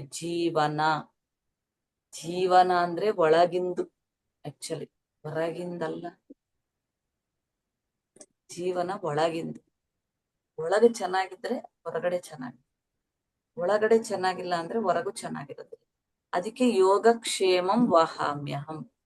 ಯೋಗದ ಬಗ್ಗೆ ಮಾತನಾಡಬೇಕಾದಾಗ ಇವೆಲ್ಲ ಬರ್ತವೆ. ಇದನ್ನೆಲ್ಲ ಹೆಂಗಿಟ್ಕೊಂಡಿದ್ದಪ್ಪ ವಿಚಾರ, ಹೊರಗೂ ಮಾಡ್ತೀವಿ ಒಳಗೂ ಮಾಡ್ತೀವಿ. ನಿನ್ನ ಯೋಗ ಸಾಧನೆ ಹೆಂಗಿದೆ, ಧ್ಯಾನ ಸಾಧನೆ ಹೇಗಿದೆ, ಯಾವ್ಯಾವ ರೂಪದಲ್ಲಿ ಬರ್ತಾ ಇದೆ, ನಿರಾಕಾರ ರೂಪ ಇದೆಯಾ ಅಥವಾ ಇನ್ನ ರೂಪಗಳೇನಾದ್ರೂ ಒಳಗಡೆ ಈ ಮಾನಸಿಕ ರೂಪದಲ್ಲಿ ಕಾಡ್ತಾ ಇದೆಯಾ ನೋಡ್ಕೊಂಡ್ವಿ. ಯೋಗ ಹೆಂಗಿದ್ರೆ ಕ್ಷೇಮ ಹಾಗೆ. ನಾವು ನಿರೋಗಿ ಒಳಗಡೆ ಆದಂಗೆಲ್ಲ, ಮಾನಸಿಕ ಸ್ವಸ್ಥತೆ ಬಂದಂಗೆಲ್ಲ ದೇಹ ಸ್ವಸ್ಥತೆ ಬರ್ತಾ ಇರುತ್ತೆ ನಮ್ಗೆ. ಯೋಗ ಕ್ಷೇಮ, ಯೋಗ ಅಂದ್ರೆ ಒಳಗಿಂದು, ಕ್ಷೇಮ ಅಂದ್ರೆ ಹೊರಗಿಂದು, ನಮ್ಮ ದೇಹ ಸ್ವಸ್ಥತೆ ಅನ್ನೋದು ಅದು ಒಳಗಡೆನೆ ಇರುತ್ತೆ. ರೋಗವಾಸಿ ಆಗೋದು ಒಳಗಡೆನೆ ಇದೆ. ಮಾನಸಿಕ ಸ್ವಸ್ಥತೆ, ಫಿಸಿಕಲ್ ಸ್ವಸ್ಥತೆ ಇದು ಒಳಗಿರೋದೆ. ಆದ್ರೆ ನಾವು ಹೊರಗಡೆ ತೋರ್ಪಡಿಕೆ ಮಾಡ್ಕೊಂತ ಇದೀವಿ. ನೋವಿದೆ ನೋವಿಲ್ಲಿ ಯಾರಿಗ್ ಕಾಣಿಸ್ತದ? ಯಾರಿಗೂ ಕಾಣಂಗಿಲ್ಲ. ನೋಡಕ್ ಇಷ್ಟು ಚೆನ್ನಾಗಿರೋ ದೇಹ ಯಾಕೆ ಬರ್ತಾ ಇದೆ ನೋಡಿ, ಗಮನಿಸ್ಕೊಳ್ರಿ. ಅದು ವಿಷಪೂರಿತ ನಾವು ಮಾಡ್ಕೊಂತ ಇದ್ದೀವಿ. ಒಂದೊಂದು ಬಾರಿ ಈ ಅಸೂಯೆ ಅನ್ನುವ ರೋಗದಿಂದ ಕೆಲವರು ತಮ್ಮ ಜೀವನವನ್ನೇ ಪರಿತ್ಯಜಿಸುತ್ತಾ ಜೀವನದಿಂದಲೇ ವಿರಕ್ತಿ ಹೊಂದುತ್ತಾ, ಮತ್ತು ಒಂದೊಂದು ಬಾರಿ ಸ್ವತಃ ತಮಗ ತಾವೇ ತಡ್ಕೊಳಕ್ ಆಗಲ್ಲ. ಇನ್ನ ತಡ್ಕೊಳಕ್ ಆಗದೆ ಇದ್ದಾಗ ಅವ್ರು ಏನ್ ಮಾಡ್ತಾರೆ, ಅದಕ್ಕೆ ತಟ್ಕೋಬೇಕು ನೋಡ್ರಿ. ಈ ತಡೆದುಕೊಳ್ಳುವುದು ಅನ್ನೋದು ಬಹಳ ಸಹನೆ. ಏನೇ ಬರ್ಲಿ ಜೀವನದಲ್ಲಿ ತಟ್ಕೋಬೇಕು. ಇಲ್ಲ ನೋಡಿ, ಆತ್ಮಹತ್ಯೆಗಳಿಗೆ, ಸ್ವೀಯ ಹತ್ಯೆಗಳಿಗೆ ಕೂಡ ಮಾಡ್ಕೊಂತ ಅದೇ ನ್ಯಾಯ ಅಂತ ಅನ್ಕೊಂತ ಇರ್ತಾರೆ. ಈ ಅಸೂಯೆ ಅನ್ನುವ ರೋಗದೊಂದಿಗೆ ತಮ್ಮ ಒಳಗಿನ ಶರೀರದಲ್ಲಿರುವ ಲಿವರ್ ಮತ್ತು ಪ್ಯಾಂಕ್ರಿಯಾಸ್ ನೋಡಿ, ಅಸೂಯೆ ಅನ್ನೋ ರೋಗದಿಂದ ನಮ್ಮ ಜೀವನ ನಮ್ಮ ಕೈಯಲ್ಲಿ. ಪುಸ್ತಕ ಇದೆ ನೋಡಿ, ನಮ್ಮ ಜೀವನ ನಮ್ಮ ಕೈಯಲ್ಲಿ. ಅದನ್ನ ಎಲ್ಲರೂ ಓದ್ಬೇಕು. ನಿರ್ಮಲಾ ಗುಪ್ತಾ ಮೇಡಮ್ ಇದ್ರಲ್ಲಿ ಬರ್ತಾ ಇರ್ತಾರೆ ಅವಾಗ ಇರ್ತಾರೆ ಅನಿತಾ ಪಿಂಡಿ. ನಿರ್ಮಲಾ ಗುಪ್ತಾ ಮೇಡಮ್ ಹತ್ರ ಆ ಬುಕ್ ಇದೆ, ನಿಮ್ಮ ಜೀವನ ನಿಮ್ಮ ಕೈಯಲ್ಲಿ, ಕನ್ನಡ ಪುಸ್ತಕ ಓದ್ಬೇಕದು. ಈಗ ತೆಲುಗುನಲ್ಲಿದೆ, మీ జీవితం మీ చేతుల్లో, మన జీవితం మన చేతుల్లో, ನಮ್ಮ ಆರೋಗ್ಯ ನಮ್ಮ ಕೈ ಅಂದ್ರೆ మన ಆರೋಗ್ಯ మన చేతుల్లో ಅಂತ ಹೇಳ್ಬಿಟ್ಟು ಅವ್ರದ್ದು ಇಂಗ್ಲಿಷ್ ನಲ್ಲಿದೆ, you can heal yourselves ಅಂತ ಹೇಳಿ, you can heal yourself ಅಂತ ಹೇಳ್ಬಿಟ್ಟು ಇದೆ ಆ ಪುಸ್ತಕ. ಲೂಯಿಸ್ ಎಲ್ಹೆ ಯಾರ ತರ ಅಂದ್ರೆ ಲೂಯಿಸ್ ಎಲ್ಹೆ ನೋಡಿ, ಇಂಗ್ಲಿಷ್ ನಲ್ಲಿದೆ, ತೆಲುಗುನಲ್ಲಿ ಇದೆ, ಕನ್ನಡದಲ್ಲೂ ಇದೆ. ಇದ್ದಾಗ ಓದ್ಕೋಬೇಕು. ಅದ್ರಲ್ಲಿ ಅವ್ರು ಕೊಡ್ತಾರೆ ಒಂದೊಂದು ರೋಗಕ್ಕೆ ಈ ಒಂದು ಸೆಲ್ಫ್ ಹೀಲಿಂಗ್ ಅನ್ನೋದು ಯಾವ ತರ ಮಾಡ್ಕೋಬೇಕು. ಅವ್ರಿಗೆ ಕ್ಯಾನ್ಸರ್ ಇರುತ್ತೆ, ಅವ್ರಿಗೆ ಇನ್ನ ಏನು ಮಾಡಕ್ ಆಗಿಲ್ಲ, ಲಾಸ್ಟ್ ಇನ್ನೇನ್ ಮಾಡಕ್ ಆಗ್ಲೇ ಇಲ್ಲ, ಡಾಕ್ಟರ್ ಎಲ್ಲ ಕೈ ಬಿಟ್ರು. ಎಲ್ಲಾರು ಕೈ ಬಿಟ್ಟ ಮೇಲೆ ಲಾಸ್ಟ್ ಏನ್ ಮಾಡ್ತಾರೆ, ಅವ್ರೊಳಗ್ ಅವರೇ ಹೋಗ್ತಾರೆ. ಸರಿ ಬಿಡು, ನನ್ನೊಳಗ್ ನಾನೇ ಹೋಗ್ತೀನಿ, ಏನ್ ಮಾಡ್ಬೇಕಿನ್ ಸ್ವಲ್ಪ ದಿವಸ ಬದುಕಿರ್ತೀನಲ್ಲ, ಸರಿ ನನ್ನೊಳಗ್ ನೋಡಿ. ಅವ್ರೊಳಗ ಅವ್ರು ಪ್ರಯಾಣ ಮಾಡಿದಾಗ ಅವ್ರಿಗೆ ಎಲ್ಲ ದೈತ್ಯ ರೂಪಗಳೆಲ್ಲ ಹೊರಗ್ ಬಂದ್ವಂತ. ಇದ್ರ ಬಗ್ಗೆ ಸೆಲ್ಫ್ ಹೀಲಿಂಗ್ ಅವರೇ ಸೆಲ್ಫ್ ಸ್ಟಡಿ ಮಾಡ್ಕೊಂಡು ನೋಡಿ. ಸೆಲ್ಫ್ ಹೀಲಿಂಗ್ ಅಂದ್ರೆ ಏನ್, ಸೆಲ್ಫ್ ಸ್ಟಡಿ ಅಧ್ಯಯನ ಮಾಡ್ಕೊಂತ ಕ್ಯಾನ್ಸರ್ ಇಂದಾನೇ ಹೊರಗ್ ಬಂದ್ಬಿಟ್ರಂತ. ಅರೇ ಇದು ನನ್ಗೆ ಈ ತರ ವಾಸಿ ಆಗಿದೆ, ನಾನೊಂದ್ ಬುಕ್ಕ ಬರಿಬೇಕು, ಇದೆಲ್ಲರಿಗೂ ತಿಳಿಸ್ಬೇಕು, ಇದೊಂದು ದೈತ್ಯ ರೂಪ ಒಳಗಿದೆ, ಅದೆಲ್ಲರಿಗೂ ಗೊತ್ತಾದ್ರೆ ಅವರೇ ಹೊರಗ್ ಬರ್ತಾರೆ. ಕ್ಯಾನ್ಸರ್ ಇಂದ ಹೋಗ್ಲಾರ್ದ ಕ್ಯಾನ್ಸರ್ ನೋಡಿ ಒಳಗಡೆ, ಅದು ಅವ್ರಿಗವ್ರೇ ಅನ್ಕೊಂಡು ಜಿದ್ದು ಮಾಡಿ ಚೆನ್ನಾಗಿ ಗಲೀಜು ಮಾಡ್ಕೊಂಡಿದ್ದಕ್ಕೆ ಬಂತು. ಆ ಗಲೀಜಿನಿಂದ ಹೊರಗಡೆ ಬಂದ್ರು, ಕ್ಲೀನ್ ಆಗಿ ತಿಕ್ಕಿ ತೊಳೆದು. You can heal yourself ಓದ್ಕೊಂಡ್ರೆ ಯಾಕೆ ಇದು ಹೇಳ್ತಾ ಇದ್ದೀನಿ ಅಂದ್ರೆ, ಅವ್ರು ಹೇಳ್ತಾ ಇದಾರೆ ನೋಡ್ರಿ, ಈ ಅಸೂಯೆ ಅನ್ನುವ ರೋಗದೊಂದಿಗೆ ನಮ್ಮ ಶರೀರದಲ್ಲಿರುವ ಲಿವರ್ ಮತ್ತು ಪ್ಯಾಂಕ್ರಿಯಾಸ್ ಅನ್ನುವ ಅವಯವಗಳಿಗೂ ಕೂಡ ಅವರು ವಿಷಪೂರಿತ ಮಾಡ್ಕೊಂತ ಇರ್ತಾರೆ. ಯಾರು ಹೆಂಗ ಆಲೋಚನೆ ಮಾಡಿದ್ರೆ ಆ ಒಂದು ಆಲೋಚನೆಗೆ ಸಂಬಂಧಪಟ್ಟಂಗೆ ಅವ್ರಿಗೆ ರೋಗಗಳು ಕಾಯಿಲೆಗಳು ಬರ್ತಾವ, ಬೇರೆದಲ್ಲ. ಅವ್ರ ಪಾರ್ಟ್ ಯಾವ್ದು ಲೂಸ್ ಇರುತ್ತೆ, ಲೂಸ್ ಪಾರ್ಟ್ ಅಂದ್ರೆ ಏನು, ಬ್ಲಾಕೇಜ್ ಪಾರ್ಟ್, ಅಲ್ಲಿ ಶಕ್ತಿಹೀನ. ಈ ಒಂದು ಕಡೆ ನಮ್ಮ ಹತ್ರ ಶಕ್ತಿ ಜಾಸ್ತಿ ಇರುತ್ತೆ, ಒಂದ್ ಭಾಗದಲ್ಲಿ ಶಕ್ತಿ ಕಡಿಮೆ ಇರುತ್ತೆ. ಆ ಶಕ್ತಿ ಕಡಿಮೆ ಇರೋ ಭಾಗದಲ್ಲಿ ನೋವುಗಳು ಬರ್ತಾವ, ರೋಗ ಅದ್ ನಮ್ಗೆ ನಡಿಯಕ್ ಆಗ್ಲಾರ್ದಂಗ ಆಗತ್ತೆ. ಹಂಗೆ ಆ ರೀತಿ ಆದಾಗ ನಾವು ಗಮನಿಸ್ಕೋಬೇಕು, ಅಲ್ಲಿ ನಾವು ಸೆಲ್ಫ್ ಹೀಲಿಂಗ್ ಮಾಡ್ಕೋಬೇಕು, ನಮ್ಮನ್ನ ನಾವೇ ಸರಿ ಮಾಡ್ಕೋಬೇಕು. ಅದು ಸರಿ ಹೋಗೋದಕ್ಕೆ ಸ್ವಲ್ಪ ಸಮಯ ತಗೊಂಡು ಸರಿ ಹೋಗ್ತದೆ. ಹಂಗೆ ಅವರು ಒಂದೊಂದಕ್ಕೂ ಬರ್ತಿದಾರ ನೋಡ್ರಿ ಮಾಸ್ಟರ್ಸ್, ಎಂತ ಈ ಒಂದು ದೈತ್ಯ ರೂಪಗಳು ಇದಾವೋ ಅದನ್ನೆಲ್ಲ ಸರಿ ಮಾಡ್ಕೊಂಡ್ರೆ ನಮ್ಮ ದೇಹದ ಭಾಗಗಳಿಗೆ ಹೆಂಗೆ ಸರಿ ಹೋಗುತ್ತೆ ಅಂತ ಹೇಳ್ಬಿಟ್ಟು ಯೂಟ್ಯೂಬ್ ಇದರಲ್ಲಿ ಹೋಗಿ, ಗೂಗಲ್ನಾಗ ಹೋಗಿ ಹೊಡೀರಿ ಲೂಯಿಸ್ ಎಲ್ಹೆ. ನಿಮ್ಮ ಇಂಗ್ಲಿಷ್ ಅಲ್ಲಿ ಹೊಡೆದ್ರೆ you can heal yourself ಅಂದ್ರೆ ನಿಜವಾಗ್ಲೂ ಎಷ್ಟು ವಿಷಯಗಳು ನೀವು ತಿಳ್ಕೊಂತೀರಾ. ಅವರೆಲ್ಲ ಸೆಲ್ಫ್ ಸ್ಟಡಿ ಮಾಡಿ ಕೊಟ್ಟಿದಾರಲ್ವಾ, ಎಷ್ಟೋ ಜನರದ್ದು ಕೇಳಿ ತಿಳ್ಕೊಂಡು ಎಕ್ಸ್ಪೆರಿಮೆಂಟ್ಸ್ ಮಾಡಿ ಕೊಟ್ಟಿದ್ದಾರೆ. ಅದಕ್ಕೆ ಹಾಸ್ಪಿಟಲ್ಗೆ ಹೋಗಕ್ಬಾರ್ದು, ಆಶ್ರಮಕ್ಕೆ ಹೋಗ್ಬೇಕು. ಯಾಕೆ ಅಂತಾರೆ, ಅಲ್ಲೆಲ್ಲ ಸೆಲ್ಫ್ ಸ್ಟಡೀಸ್ ಇರುತ್ತೆ, ಅಲ್ಲಿ ಹೋಗಿ ವಾಸಿ ಮಾಡ್ಕೋಬೇಕು ಅಂತ ಹೇಳ್ತಾರೆ. ಕೊನೆಗೆ ಅಸೂಯೆ ಅನ್ನುವುದು ಅದನ್ನ ಉಂಟು ಮಾಡಿರ್ತಕ್ಕಂತ ಅದ್ ಎಲ್ಲಿ ಉಂಟಾಗಿದೆಯೋ ಅಲ್ಲೇ ಅವರ ಜೀವನವೇ ಅಲ್ಲದೆ ಅವರ ಕುಟುಂಬ ಸದಸ್ಯರ ಜೀವನವನ್ನು ಕೂಡ ಚಿನ್ನ ಭಿನ್ನ ಮಾಡುತ್ತದೆ. ನೋಡ್ರಿ, ಕೋತಿ ತಾನ್ ಕೆಡೋದಲ್ದೆ ವನನೆಲ್ಲ ಕಡಿಸ್ತು, ಹೆಂಡತಿ ತಾನ್ ಕೆಡೋದಲ್ದೆ ಗಂಡ ಮಕ್ಕಳನ್ನ ಕೆಡಿಸಿಟ್ಲು, ಗಂಡ ತಾನ್ ಕೆಡೋದಲ್ದೆ ಹೆಂಡತಿ ಮಕ್ಕಳನ್ನ ಕೆಡಿಸಿದ್ರು. ಯಾಕೆ? ತಾವ್ ಕೋತಿಗಳಾಗಿದ್ದಾರೆ, ತಮ್ಮ ಮನಸ್ಸು ನಂಗಿಟ್ಕೊಂಡ್ರೆ ಎಲ್ಲ, ಇವ್ರ ಹತ್ರ ಎಲ್ಲಾರ್ಗು ಅಳಿಸೋದು, ಇವ್ರ ನಕ್ಕಿದ್ರೆ ಎಲ್ಲಾರ್ಗು ನಗ್ಸೋದು. ನೋಡಿ ಹೆಂಗಿದೆ. ಅಲ್ಲಿಗೆ ನಾವೇನ್ ಮಾಡ್ಬೇಕನ್ನೋದು ನಮ್ಗೆ ಗೊತ್ತಾಗ್ತಾ ಇದೆ. ಈಗ ಕೊನೆಗೆ ಚಿನ್ನ ಭಿನ್ನ ಮಾಡಿಬಿಡಿ, ತಾವು ಕೆಡದಲ್ದೆ ಒಳಗಿಂದ ಕೆಡಿಸ್ಕೊಳ್ಳೋದಲ್ದೆ ಹೊರಗಿನ ರೋಗಗಳು ಕೂಡ ಎಲ್ಲ ಕೆಡಿಸ್ಬಿಡ್ತಾರೆ. ಇಷ್ಟು ಪಾಠ ಕಲಿಯೋದಿದೆ ನೋಡ್ರಿ. ಇವಾಗೆ ಎಚ್ಚೆತ್ಕೊಂಡಿಲ್ಲ ಅಂದ್ರೆ ನಾವು ಅಷ್ಟಿಷ್ಟಲ್ಲ ಇದರಿಂದ ಅನುಭವಿಸೋದು ಮಾಸ್ಟರ್ಸ್. ಎಲ್ಲರೂ ಜಾಗೃತಗೊಳ್ಬೇಕಿದ್ರಿಂದ. ಈ ಅಸೂಯೆ ಅನ್ನುವ ಒಂದು ರೋಗ ಗುರು ಶಿಷ್ಯರ ಮಧ್ಯೆ ಸಹ ಇರುತ್ತಪ್ಪ,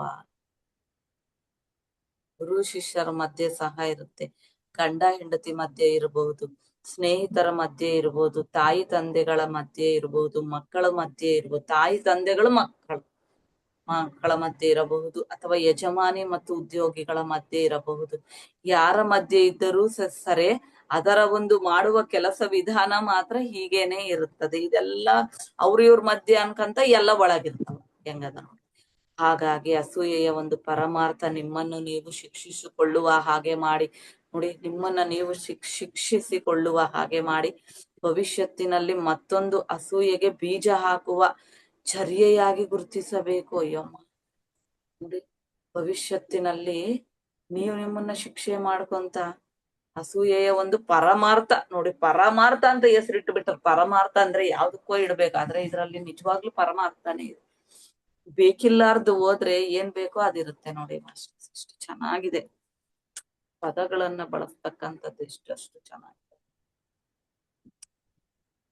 ಆತ್ಮಹತ್ಯೆಗಳು ಮಾಡಿಕೊಳ್ಳುವವರಲ್ಲಿ ಬಹಳ ಜನ ಹೀಗೆ ಅಸೂಯೆಯ ಒಂದು ಅಪರಾಧ ಭಾರವನ್ನ ತಮ್ಮೊಳಗೆ ತಾವು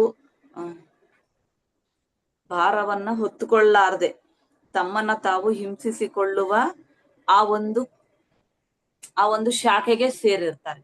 ಈಗ ತಟ್ಕೊಳಕ್ ಆಗ್ಲಾರ್ದವ್ರೆಲ್ಲ ಇರ್ತಾರಲ್ವೇ, ಅದೊಂದು ಶಾಖೆ. ಅವ್ರೆಲ್ಲರೂ ಬಂದಿಲ್ಲಿ ಕೂತ್ಕೊಂತಾರೆ. ಅವ್ರಿಗೆ ನಾವು ಇವಾಗ ನೀವೆಲ್ಲ ಇದೊಂದು ಶಾಖೆ. ನಮ್ದು PSSM ವಿಭಾಗದಲ್ಲಿ ಇದೊಂದು ಶಾಖೆ. ಹಾಗೆ ತಮ್ಮನ್ನ ತಾವು ಹಿಂಸಿಸಿಕೊಳ್ಳುವ ಒಂದು ಇದಕ್ಕೆ ಆಂಗಲ್, ಒಂದು ಲೆವೆಲ್ಗೆ ಅವರು ಸೇರಿರ್ತಕ್ಕಂಥವ್ರು, ಆ ಒಂದು ಭಾಗಕ್ಕೆ, ಆ ಒಂದು ವಿಭಾಗಕ್ಕೆ ಸೇರಿರೋರು. ಚೈತನ್ಯ ಪೂರಿತವಾದ ಮನಸ್ಸು ಏನ್ ಮಾಡುತ್ತೆ, ಈ ಅಪರಾಧ ಭಾವವನ್ನ ನಿರೋಧ ಮಾಡ್ಬೇಕಂತ ಪ್ರಯತ್ನ ಮಾಡ್ತಾ ಮನುಷ್ಯ ಏನ್ ಮಾಡ್ತಾನೆ, ತನ್ನನ್ನ ತಾನು ಸ್ವಸ್ಥಗೊಳಿಸುವುದಕ್ಕೆ ಸಹಾಯ ಮಾಡ್ಕೊಂತಾನೆ. ಹೌದಲ್ಲ? ಈ ಅಪರಾಧ ಭಾವವನ್ನ ಈಗ ನಿರೋಧ ಮಾಡ್ಕೊಳ್ಳೋದಕ್ಕೆ ಪ್ರಯತ್ನ ಮಾಡ್ತಾ ಸ್ವಸ್ಥ ಮಾಡ್ಕೊಳ್ಳೋದಕ್ಕೆ ಪ್ರಯತ್ನ ಮಾಡ್ತಾ ಇರ್ತಾನೆ. ಆದರೆ ಒಂದೊಂದು ಬಾರಿ ಈ ಅಪರಾಧ ಭಾವನೆ ಮನಸ್ಸಿನ ಒಳಗಡೆ ನೋಡಿ, ಮನಸ್ಸಿನ ಒಳಗಡೆ ಪೊರೆಗಳಲ್ಲಿ, ಪದರಗಳಲ್ಲಿ, ಈರುಳ್ಳಿ ಪೊರೆ ಸಿಪ್ಪೆ ಹೆಂಗಿರುತ್ತೆ, ಈರುಳ್ಳಿ ಮೇಲಿನ ಸಿಪ್ಪೆ ಎಷ್ಟು ತೆಳ್ಳಗಿರುತ್ತೆ, ಆ ತರ ಪೊರೆಗಳು ಈರುಳ್ಳಿ ತೆಗೆದ್ರೆ ಒಂದೋ ಎರಡೋ ಬರುತ್ತೆ ಹೊರಗಡೆ. ಆದ್ರೆ ಅದ್ರ ಒಳಗಡೆ ಎಷ್ಟು ಪದರಗಳು ಹೆಂಗಿರುತ್ತಾವ, ಆ ತರ ಪದರಗಳೊಳಗಡೆ ನಿಕ್ಷಿಪ್ತ ಆಗಿರುತ್ತೆ. ಯಾಕಂದ್ರೆ ನಮ್ಮನ್ನ ನಾವು ಲಕ್ಷ ಬಾರಿ ನೆನ್ಸಿ ಬಾಧೆ ಪಟ್ಕೊಂಡಾಗ ಅಷ್ಟು ಸತಿ ಮತ್ತೆ ಅದು ನೆನ್ಪಾಗುತ್ತೆ. ಅದಕ್ಕೆ ಧ್ಯಾನ ಕುಂತ್ರೆ ಬರೇ ಅವೇ ಬರ್ತಾವ. ಹೋಗ್ತಾ ಇದಾವಪ್ಪ, ಬರ್ತಾ ಇಲ್ಲ, ಹೊರ್ಟೋಗ್ತಾ ಇದಾವೆ. ಅದಕ್ಕೆ ಕುತ್ಕೊಳ್ರಿ. ಧ್ಯಾನ ಅಂದ್ರೆ ಫಿಲ್ಟ್ರೇಷನ್. ಇದನ್ ಯಾರು ಹೇಳೋದಿಲ್ಲ. ಜ್ಞಾನಿಗಳು ಜ್ಞಾನ ಮಾರ್ಗ ಕೊಡ್ತಾರೆ ವಿನಃ ಧ್ಯಾನ ಮಾರ್ಗ ಕೊಡೋದಿಲ್ಲ. ಜ್ಞಾನಿಗಳು ಜ್ಞಾನ ಮಾರ್ಗ ಕೊಡ್ತಾರೆ. ಧ್ಯಾನ ಕೊಟ್ಟವರು ಪತ್ರಿಜಿ. ನಾವು ಜ್ಞಾನಿಗಳನ್ನ ಕೂಡ ಭೇಟಿ ಆಗ್ತಾ ಇರ್ತೀವಿ. ಅವರು ಧ್ಯಾನದ ಸಂದೇಶ ಕೊಡೋದಿಲ್ಲ. ಏನಪ್ಪ ನೀವು ಧ್ಯಾನ ಮಾಡಿ ಏನ್ ಮಾಡ್ತೀರ, ಮನಸ್ಸು ನಿಂದ್ರದೇ ಇಲ್ಲ, ಎಲ್ಲಿಗೋ ಹೋಗ್ತದೆ, ಏನಕ್ ಧ್ಯಾನ ಮಾಡ್ತೀರ ಅಂತ ಕೇಳ್ತಾರೆ. ಅಯ್ಯಪ್ಪ, ನಿಂದ್ರಿಸ್ಕೊಳಕ್ ಪ್ರಯತ್ನ ಮಾಡ್ತಾ ಇರೋದೇ ದಿಸ್ ಈಸ್ ದ ಫಿಲ್ಟ್ರೇಷನ್. ಇದನ್ನ ಮೂಲವಾಗಿ ಕರ್ಕೊಂಡು ಹೋಗೋದ್ರಲ್ಲಿ ಪತ್ರಿಜಿ ಬಹಳ ಶ್ರಮ ವಹಿಸಿದ್ದಾರೆ. ಅಂದ್ರೆ ಎಲ್ಲರೂ ಬರ್ರಿ ಅಂತ ಹೇಳಿರೋದು. ಅವರು 40 ವರ್ಷಗಳಿಂದ ಶ್ರಮ ಕೊಟ್ಟು ಎಲ್ಲ ಮಾಸ್ಟರ್ಸ್ನ ತಯಾರ್ ಮಾಡಿ ಅಂದ್ರೆ ಯಾರು ತಯಾರಾಗ್ಬೇಕೋ ಅವ್ರು ಬಂದಿದ್ದಾರೆ. ಅವ್ರಿಗೆಲ್ಲ ಟ್ರೈನಿಂಗ್ ಕೊಟ್ಟು ತಯಾರಾಗ್ರಿ, ನೀವೆಲ್ಲರೂ ಹಿಂಗ ಆಗ್ರಿ, ಮಾಡ್ಕೊಂಡು ನೀವೆಲ್ಲರಿಗ್ ಬೋಧನೆ ಮಾಡ್ರಿ. ನಿಮ್ಮೊಳಗ್ ನೀವ್ ಕಲ್ತ್ಕೊಂಡ್ಮೇಲೆ ವಿದ್ಯೆ ಹಂಗೆ ಇಟ್ಕೋಬೇಡ್ರಿ, ಹೇಳ್ರಿ. ಹೇಳೋದು ಒಂದು ರೋಗನೇ. ಇಲ್ಲ ಅನ್ನೋದಿಲ್ಲ, ಹೇಳಿ ಬಿಟ್ಟು ಬಿಡ್ಬೇಕು. ಅವ್ರು ಮಾಡಿದ್ರ ಇಲ್ಲ ಕೆದಕ್ಕಂತ ನಾವು ಕೊಡಕ್ ಆಗೋದಿಲ್ಲಲ್ಲ, ಹೇಳಿ ಬಿಡ್ಬೇಕು. ಯಾವ್ದಾದ್ರು ಇಲ್ಲ, ಅವ್ರು ಅದೇ ಕೊಡ್ತಾ ಇರೋದು. ಚೈತನ್ಯ ಪೂರಿತವಾದ ಮನಸ್ಸು ಈ ಅಪರಾಧ ಭಾವನೆಯಿಂದ ನಿರೋಧ ಮಾಡ್ಲಿಕ್ಕೆ ಪ್ರಯತ್ನ ಮಾಡ್ತಾ ತನ್ನನ್ನ ತಾನು ಸ್ವಸ್ಥಗೊಳಿಸ್ಕೊಳ್ಳೋದಕ್ಕೆ ಸಹಾಯ ಮಾಡ್ಕೊಂತಾ ಇದೆ. ಆದ್ರೆ ಒಂದೊಂದ್ ಬಾರಿ ಏನಾಗ್ತಾ ಇದೆ, ಒಳಗಡೆ ನಿಕ್ಷಿಪ್ತವಾಗಿರುವ ಪದರಗಳಲ್ಲಿ ಏನಾದ್ರೂ ಆ ಅಪರಾಧ ಭಾವನೆ ಆ ಮನಸ್ಸಿನ ಒಳಗಡೆ ಹೋಗ್ತಾ ಆ ಪದರಗಳಲ್ಲಿ ನಿಕ್ಷಿಪ್ತ ಆಗಿರೋದೇನಾದ್ರೂ ಇದ್ರೆ ಮತ್ತೆ ಅದರೊಳಗಿಂದ ಸ್ವಸ್ಥತೆ ಹೊಂದುವುದು ಅನ್ನೋದು ಹೆಂಗಿರುತ್ತೆ ಅಂದ್ರೆ ತನ್ನನ್ನ ತಾನು ಸಾಯಿಸ್ಕೊಂಡಂಗೆ ಇರುತ್ತೆ. ಅಂದ್ರೆ ಅಪ್ಪ ಅಂತ ಚುಚ್ಚಿದಂಗಿರುತ್ತೆ. ಮತ್ತೆ ಯಾಕೆ ಬಂತಪ್ಪ, ಅದು ಒಳಗಡೆ ಪೊರೆನಲ್ಲಿ ಇನ್ನ ಸ್ವಲ್ಪ ಭಾಗ ಉಳ್ಕೊಂಡಿದ್ಯಪ್ಪ. ಚೇತನ, ಅಚೇತನ, ಮನಸ್ಸು, ಇನ್ನ ಅವಚೇತನ, ಏನೇನೋ ಭಾಗಗಳು ಒಳಗಡೆ ಇದಾವಲ್ವಾ, ಅವೆಲ್ಲ ಭಾಗದಲ್ಲಿ ಉಳ್ಕೊಂಡಿದೆ. ಅದೆಲ್ಲ ಹೊರಗೆ ಬರ್ತಾ ಇದೆ. ಇದು ಹೇಗೆ ಇರುತ್ತದೆ ಅಂದರೆ ನಮ್ಮನ್ನ ನಾವೇ ಚುಚ್ಕೊಂಡಂಗಿರ್ತದಲ್ವೇ. ಹಾಗೆ ಹೇಗಿರುತ್ತೆ ಅಂದ್ರೆ ಮುಖದ ಮೇಲೆ ಬುರ್ದೆ ಅಂಟಿದವನು ಮುಖದ ಮೇಲೆ ಬುರದೆ ಅಂಟಿದ್ರೆ ಮುಖ ತೊಳ್ಕೊಳಕ್ ಹೋಗ್ಬೇಕು, ಹೌದಾ ಇಲ್ಲ? ಅದನ್ನು ಶುಭ್ರ ಮಾಡ್ಕೊಳ್ಳೋದಕ್ಕೆ ದೊಡ್ಡ ನದಿಯಲ್ಲಿ ತೂಕಿದಂತೆ ಇರುತ್ತೆ, ಹೌದಿಲ್ಲ? ನೀರ್ ತಗೊಂಡ್ ತೊಳ್ಕೊಂಡ್ರೆ ಆಯ್ತಲ್ವಾ? ಬುರದೆ ಅಂಟಿದ್ರೆ ನದಿನಲ್ಲಿ ಹೋಗಿ ಜಂಪ್ ಮಾಡ್ತಾನ, ನದಿನಲ್ಲಿ ತೂಕಿದಂತೆ ಇರುತ್ತದೆ. ಇಂತಹ ಅಸೂಯೆ ಅನ್ನುವ ರೋಗದೊಂದಿಗೆ ಬಾಧೆ ಪಡ್ತಾ ಇರೋರು ನಿಮ್ಮ ಪಕ್ಕ ಏನಾದ್ರೂ ಇದ್ರೆ ನೋಡಿ, ಅವರು ನಮ್ದೊಂದೇ ಹೇಳ್ತಾ ಇಲ್ಲ, ಹಂಗೆ ನಿಮ್ಮ ಪಕ್ಕದಲ್ಲಿ ಏನಾದ್ರೂ ಇದ್ರು ಸಹಿತ ಅವರು ನೋಡಿ, ಗಮನಿಸ್ಕೊಳ್ರಿ, ಇದು ಬಹಳ ಇಂಪಾರ್ಟೆಂಟ್ ಪಾಯಿಂಟ್. ಇದ್ರೆ ಗನುಕ ಅವರು ನಿಮ್ಮೊಳಗಡೆ ಇರುವ ಮಾನಸಿಕ ಶಕ್ತಿಗಳನ್ನೆಲ್ಲ ರಸ ಇರ್ದಂಗ ಇರ್ಬಿಡ್ತಾರ. ಮೋಸಂಬಿ ಜ್ಯೂಸ್ ರಸ ಹೆಂಗ ಹಿಂಡ್ತೀವಲ್ವ, ಹಂಗ ಅದ್ರ ರಸ ನಾವು ಮೋಸಂಬಿ ಅನ್ಕೊಳ್ರಿ, ಅವರೇ ಹಿಂಡ್ ಬಿಡ್ತಾರ ನಮ್ಮನ್ನ. ಶಕ್ತಿಗಳೆಲ್ಲವನ್ನ ರಸದಂತೆ ಎಳ್ಕೊಂತಾ ಇರ್ತಾರೆ. ಇದರಿಂದ ನೀವು ನಿಮಗೆ ತಿಳಿಯಲಾರ್ದಂಗನೆ ನೀವು ಬಡತನದೊಳಗಡೆ ಪ್ರವೇಶ ಮಾಡ್ತೀರಾ, ಬಲಹೀನತೆಯೊಳಗಡೆ ಪ್ರವೇಶ ಮಾಡ್ತೀರಾ, ಸೋಲಿನೊಳಗಡೆ ಪ್ರವೇಶ ಮಾಡ್ತೀರಾ. ಕ್ರಮವಾಗಿ ನಿಮ್ಮನ್ನ ಈ ಕಡೆಗೆ ತಗೊಂಡ್ ಬಂದ್ಬಿಡ್ತಾರೆ. ತಮ್ಮ ಊಹಾ ಶಕ್ತಿಯೊಂದಿಗೆ ಅವರು ನಿಮ್ಮನ್ನು ಪ್ರಾಣ ಶಕ್ತಿಯ ಮೇಲೆ ಅತ್ಯಾಚಾರಗಳು ನಡೆಸ್ತಾ ಇರ್ತಾರೆ ನೋಡ್ರಿ. ಮೆಲ್ಲಕ ಚೂ ಬಿಡೋದು, ಅನ್ಕೊಂತಾ ಇರ್ತಾರ ಒಳಗ, ಮ್ಯಾಲ್ ನೋಟಕ್ ಮಾತ್ರ ಹಿಂಗ್ ಇದ್ದಂಗೆ ಇರ್ತಾರ, ಹೆಂಗೆ ಎಳ್ಕೊಂಡ್ಬಿಡ್ತಾ ಇರ್ತಾರ ನೋಡ್ರಿ. ನಮ್ಮದು ನಾವು ಗಮನಿಸ್ಕೊಂಡಾಗ ಹೊರಗಿನವ್ರು ಪಕ್ಕದವ್ರು ಹೆಂಗಿರ್ತಾರೆ ಅನ್ನೋದನ್ನ ನೋಡ್ರಿ. ಮತ್ತಿಂದ ತಪ್ಪಿಸ್ಕೊಂಡ್ವಿ ಅಂದ್ರೆ ಹೊರಗಿಂದ ಹೆಂಗ್ ತಪ್ಪಿಸ್ಕೊಳ್ಬೇಕಪ್ಪ, ಅಷ್ಟು ಸುಲಭ ಏನು ನೋಡ್ರಿ, ಗಮನಿಸ್ಕೊಳ್ರಿ. ಪ್ರಾಣಶಕ್ತಿಯ ಮೇಲೆ ಅತ್ಯಾಚಾರಗಳನ್ನ ಮಾಡ್ತಾ ಇರ್ತಾರೆ. ಕೊನೆಗೆ ಅವರ ಮಾತುಗಳೊಂದಿಗೆ, ಅವರ ಚೇಷ್ಟೆಗಳೊಂದಿಗೆ ನೋಡಿ, ಮಾತುಗಳೊಂದಿಗೆ, ಚೇಷ್ಟೆಗಳೊಂದಿಗೆ ಮತ್ತು ಅವರ ಆಲೋಚನಾ ಪ್ರಕಂಪನಗಳೊಂದಿಗೆ. ಸರಿ, ಮಾತಿನಿಂದ ಹೆಂಗೋ ಬಿಡಿಸ್ಕೊಂಡ್ರಿ, ಚೇಷ್ಟೆಗಳಿಂದ ಬಿಡಿಸ್ಕೊಂಡ್ರ, ಆಲೋಚನೆಗಳಿಂದ ಹೆಂಗ್ ಬಿಡಿಸ್ಕೊಳಕ್ ಆಗತ್ತೆ? ಅದಕ್ಕೆ ಅವಾಗ ಹೇಳಿ, ಇಲ್ಲಿ ಉದ್ರೇಕಗಳೆಲ್ಲ ಇಲ್ಲಿ ಒಳಗಡೆ ಹಿಂಗ್ ಓಡಾಡ್ತಿರ್ತಾವ. ಅದಕ್ಕೆ ನಮ್ಗೂ ಅದ್ ಜಾಸ್ತಿ ಆಗೋದು. ನಾವು ಗಾಳಿ ಸೇವನೆ ಮಾಡ್ತೀವ ಇಲ್ಲ, ಮತ್ತೆ ಉಚ್ಛ್ವಾಸ ನಿಶ್ವಾಸಗಳು ಬರ್ತಾ ಇದಾವ ಇಲ್ಲ, ಅದ್ರೊಳಗೆ ಹೋಗ್ತಾವ ಇಲ್ಲ? ಹಾಗೆ ಕಂಪನಗಳೊಂದಿಗೆ, ಆಲೋಚನಾ ತರಂಗಗಳೊಂದಿಗೆ ನೋಡಿ, ಮಾತುಗಳೊಂದಿಗೆ, ಚೇಷ್ಟೆಗಳೊಂದಿಗೆ ಮತ್ತು ಅವರ ಆಲೋಚನಾ ತರಂಗಗಳೊಂದಿಗೆ ಮಮೇಕವಾಗಿ ನಿಮಗೆ ತಿಳಿಯಲಾರ್ದಂಗನೆ ನಿರ್ವೀರ್ಯರಾಗಿ ಮಾಡ್ತಾ ಇದ್ದು ಬಿಡ್ತಾರೆ. ಹೀಲಿಂಗ್ ಅಂದ್ರೆ ಹಿಂಗಿರುತ್ತೆ. ನಮ್ಮ ಶಕ್ತಿ ಎಲ್ಲ ಆ ಕಡೆಗೆ ದಾರೆ ಎರ್ದಂಗ, ಧಾರೆ ಎರಿಯೋದೇ ಬೇಡ, ಅವ್ರೇ ಎರ್ಕಂತಾರ. ನಮ್ಮ ಹತ್ರ ಬಂದ್ರೆ ಧಾರೆ ಎರ್ದಂಗೆ ಇರುತ್ತೆ, ಅದು ಹೋಗ್ತಾನೆ ಇರುತ್ತೆ, ಶಕ್ತಿ ಬಿಡೋದಿಲ್ಲ. ನಮ್ ಗಮನಿಸ್ಕೊಂತಾ ಇರ್ಬೇಕು ನಾವು. ನಮ್ ಶಕ್ತಿ ನಾವ್ ಇನ್ನ ಹೆಚ್ಚಿಗೆ ಮಾಡ್ಕೋಬೇಕು, ಇರೋದನ್ನ ಉಳಿಸ್ಕೋಬೇಕು, ಇನ್ನ ಹೆಚ್ಚಿಗೆ ಮಾಡ್ಕೋಬೇಕು. ಇವೆಲ್ಲ ನಮ್ಗೆ ಗೊತ್ತಾಗ್ಬೇಕು, ತಿಳುವಳಿಕೆ ಬರ್ಬೇಕು. ಬಹಳ ಚಂದ ಮಾತಾಡ್ತಾ ಇದಾರೆ ಮಂದಿ ಅಂದ್ರೆ ಕೇಳ್ಕಂತ ಕುಂದ್ರಬಾರ್ದು, ಕೇಳ್ಕಂತ ಕುಂದ್ರಬಾರ್ದು. ಒಂದೇ ಸಾರಿ ಎಷ್ಟೋ ಜನ ಜೀವನಗಳನ್ನ ನಾಶ ಮಾಡಿಕೊಂಡು ಸಮಾಜದಲ್ಲಿ ಭಯಾನಕ ವಾತಾವರಣಗಳನ್ನ ಸೃಷ್ಟಿಸುವ ಕೆಲವರು ಒಂದೊಂದ್ ಸಾರಿ, ಹೌದಾ ಇಲ್ಲ? ಎಷ್ಟೋ ಜನ ಜೀವನಗಳನ್ನೇ ನಾಶ ಮಾಡಿಕೊಂಡು ಸಮಾಜದಲ್ಲಿ ಭಯಾನಕ ವಾತಾವರಣಗಳನ್ನ ಸೃಷ್ಟಿಸುವ ಕೆಲವರು ಕ್ರಿಮಿನಲ್ಸ್. ತಾವು ಯಾವ ರಂಗದಲ್ಲಿ ಇದ್ದರೂ ಸರಿ, ಎಂತಹ ಅಪರಾಧ ಭಾವನೆ ಇಲ್ಲದೆ ಹಾಯಾಗಿ ಜೀವನ ಮಾಡ್ತಾ ಇರ್ತಾರೆ. ಅಂತ ಕ್ರಿಮಿನಲ್ಸು ಎಲ್ಲ ರಂಗಗಳಲ್ಲಿದ್ರು ಸರಿ ಅಂತ ಅಪರಾಧ ಭಾವನೆ ಮಾಡಿದ್ರು ಮಾಡ್ಲಾರ್ದವ್ರಂಗೆ ಅಪರಾಧ ಭಾವನೆ ಇದ್ರೂ ಸಹಿತ ಹಾಯಾಗಿ ಜೀವನ ಮಾಡ್ತಾರೆ. ಅದಕ್ಕೆ ಕಾರಣ ಅವರಲ್ಲಿರುವ ಸ್ವೀಯ ನ್ಯಾಯ ನಿರ್ವಹಣಾ ಸಾಮರ್ಥ್ಯ ಏರ್ಪಟ್ಟಿರುವುದು. ಏನೆಲ್ಲ ಮಾಡಿದ್ರು ಸಹಿತ ಅವರೊಳಗಡೆ ಅವರು ಸೆಲ್ಫ್ ಆಗಿ ಸ್ವೀಯ ನ್ಯಾಯ ನಿರ್ವಹಣಾ ಸಾಮರ್ಥ್ಯವನ್ನ ಬೆಳೆಸ್ಕೊಳ್ಳೋದು. ಇಂತಹ ಸಮಯದಲ್ಲಿ ಆ ವ್ಯಕ್ತಿ ಮುಂದೆ 2 ಆಯ್ಕೆಗಳು ಇರುತ್ತವೆ ಅಂತ ನೋಡಿ.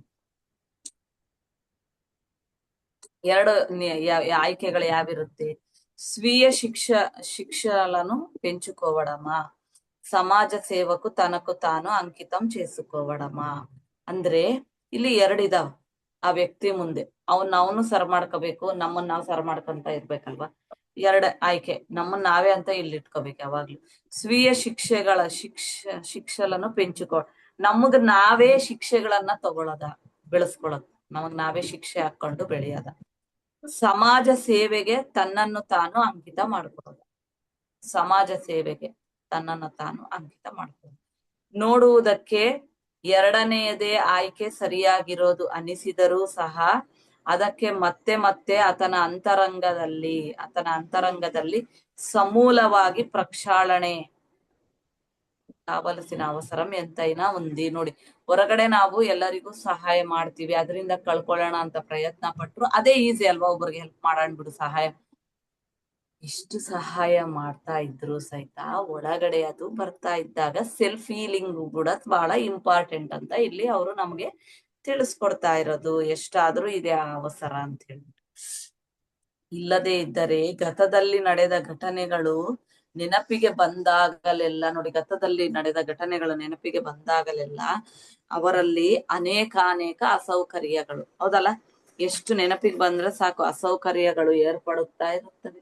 ಹಾಗಾಗಿ ಆ ಅಸೌಕರ್ಯಗಳಿಂದ ವಿಮುಕ್ತಿ ಹೊಂದುವುದಕ್ಕೆ ಅವರು ವಿದ್ಯಾಸಂಸ್ಥೆಗಳ ಕಾರ್ಯಕ್ರಮಗಳಲ್ಲಿ ಅಥವಾ ಮನುಷ್ಯರಿಗೆ ಮಾನವಾಳಿಗೆ ಅಂದ್ರೆ ಎಲ್ಲರಿಗೂ ಸೇವೆ ಮಾಡುವ ನೈಪುಣ್ಯಗಳನ್ನು ಹೆಚ್ಚಿಸಿಕೊಳ್ಳುವ ಕಾರ್ಯಕ್ರಮದಲ್ಲಿ ಮುಳುಗಿ ಹೋದರೆ ಅದರಿಂದ ಅವರಿಗೆ ಎಷ್ಟೋ ಮೇಲು ಜರುಗುತ್ತದೆ.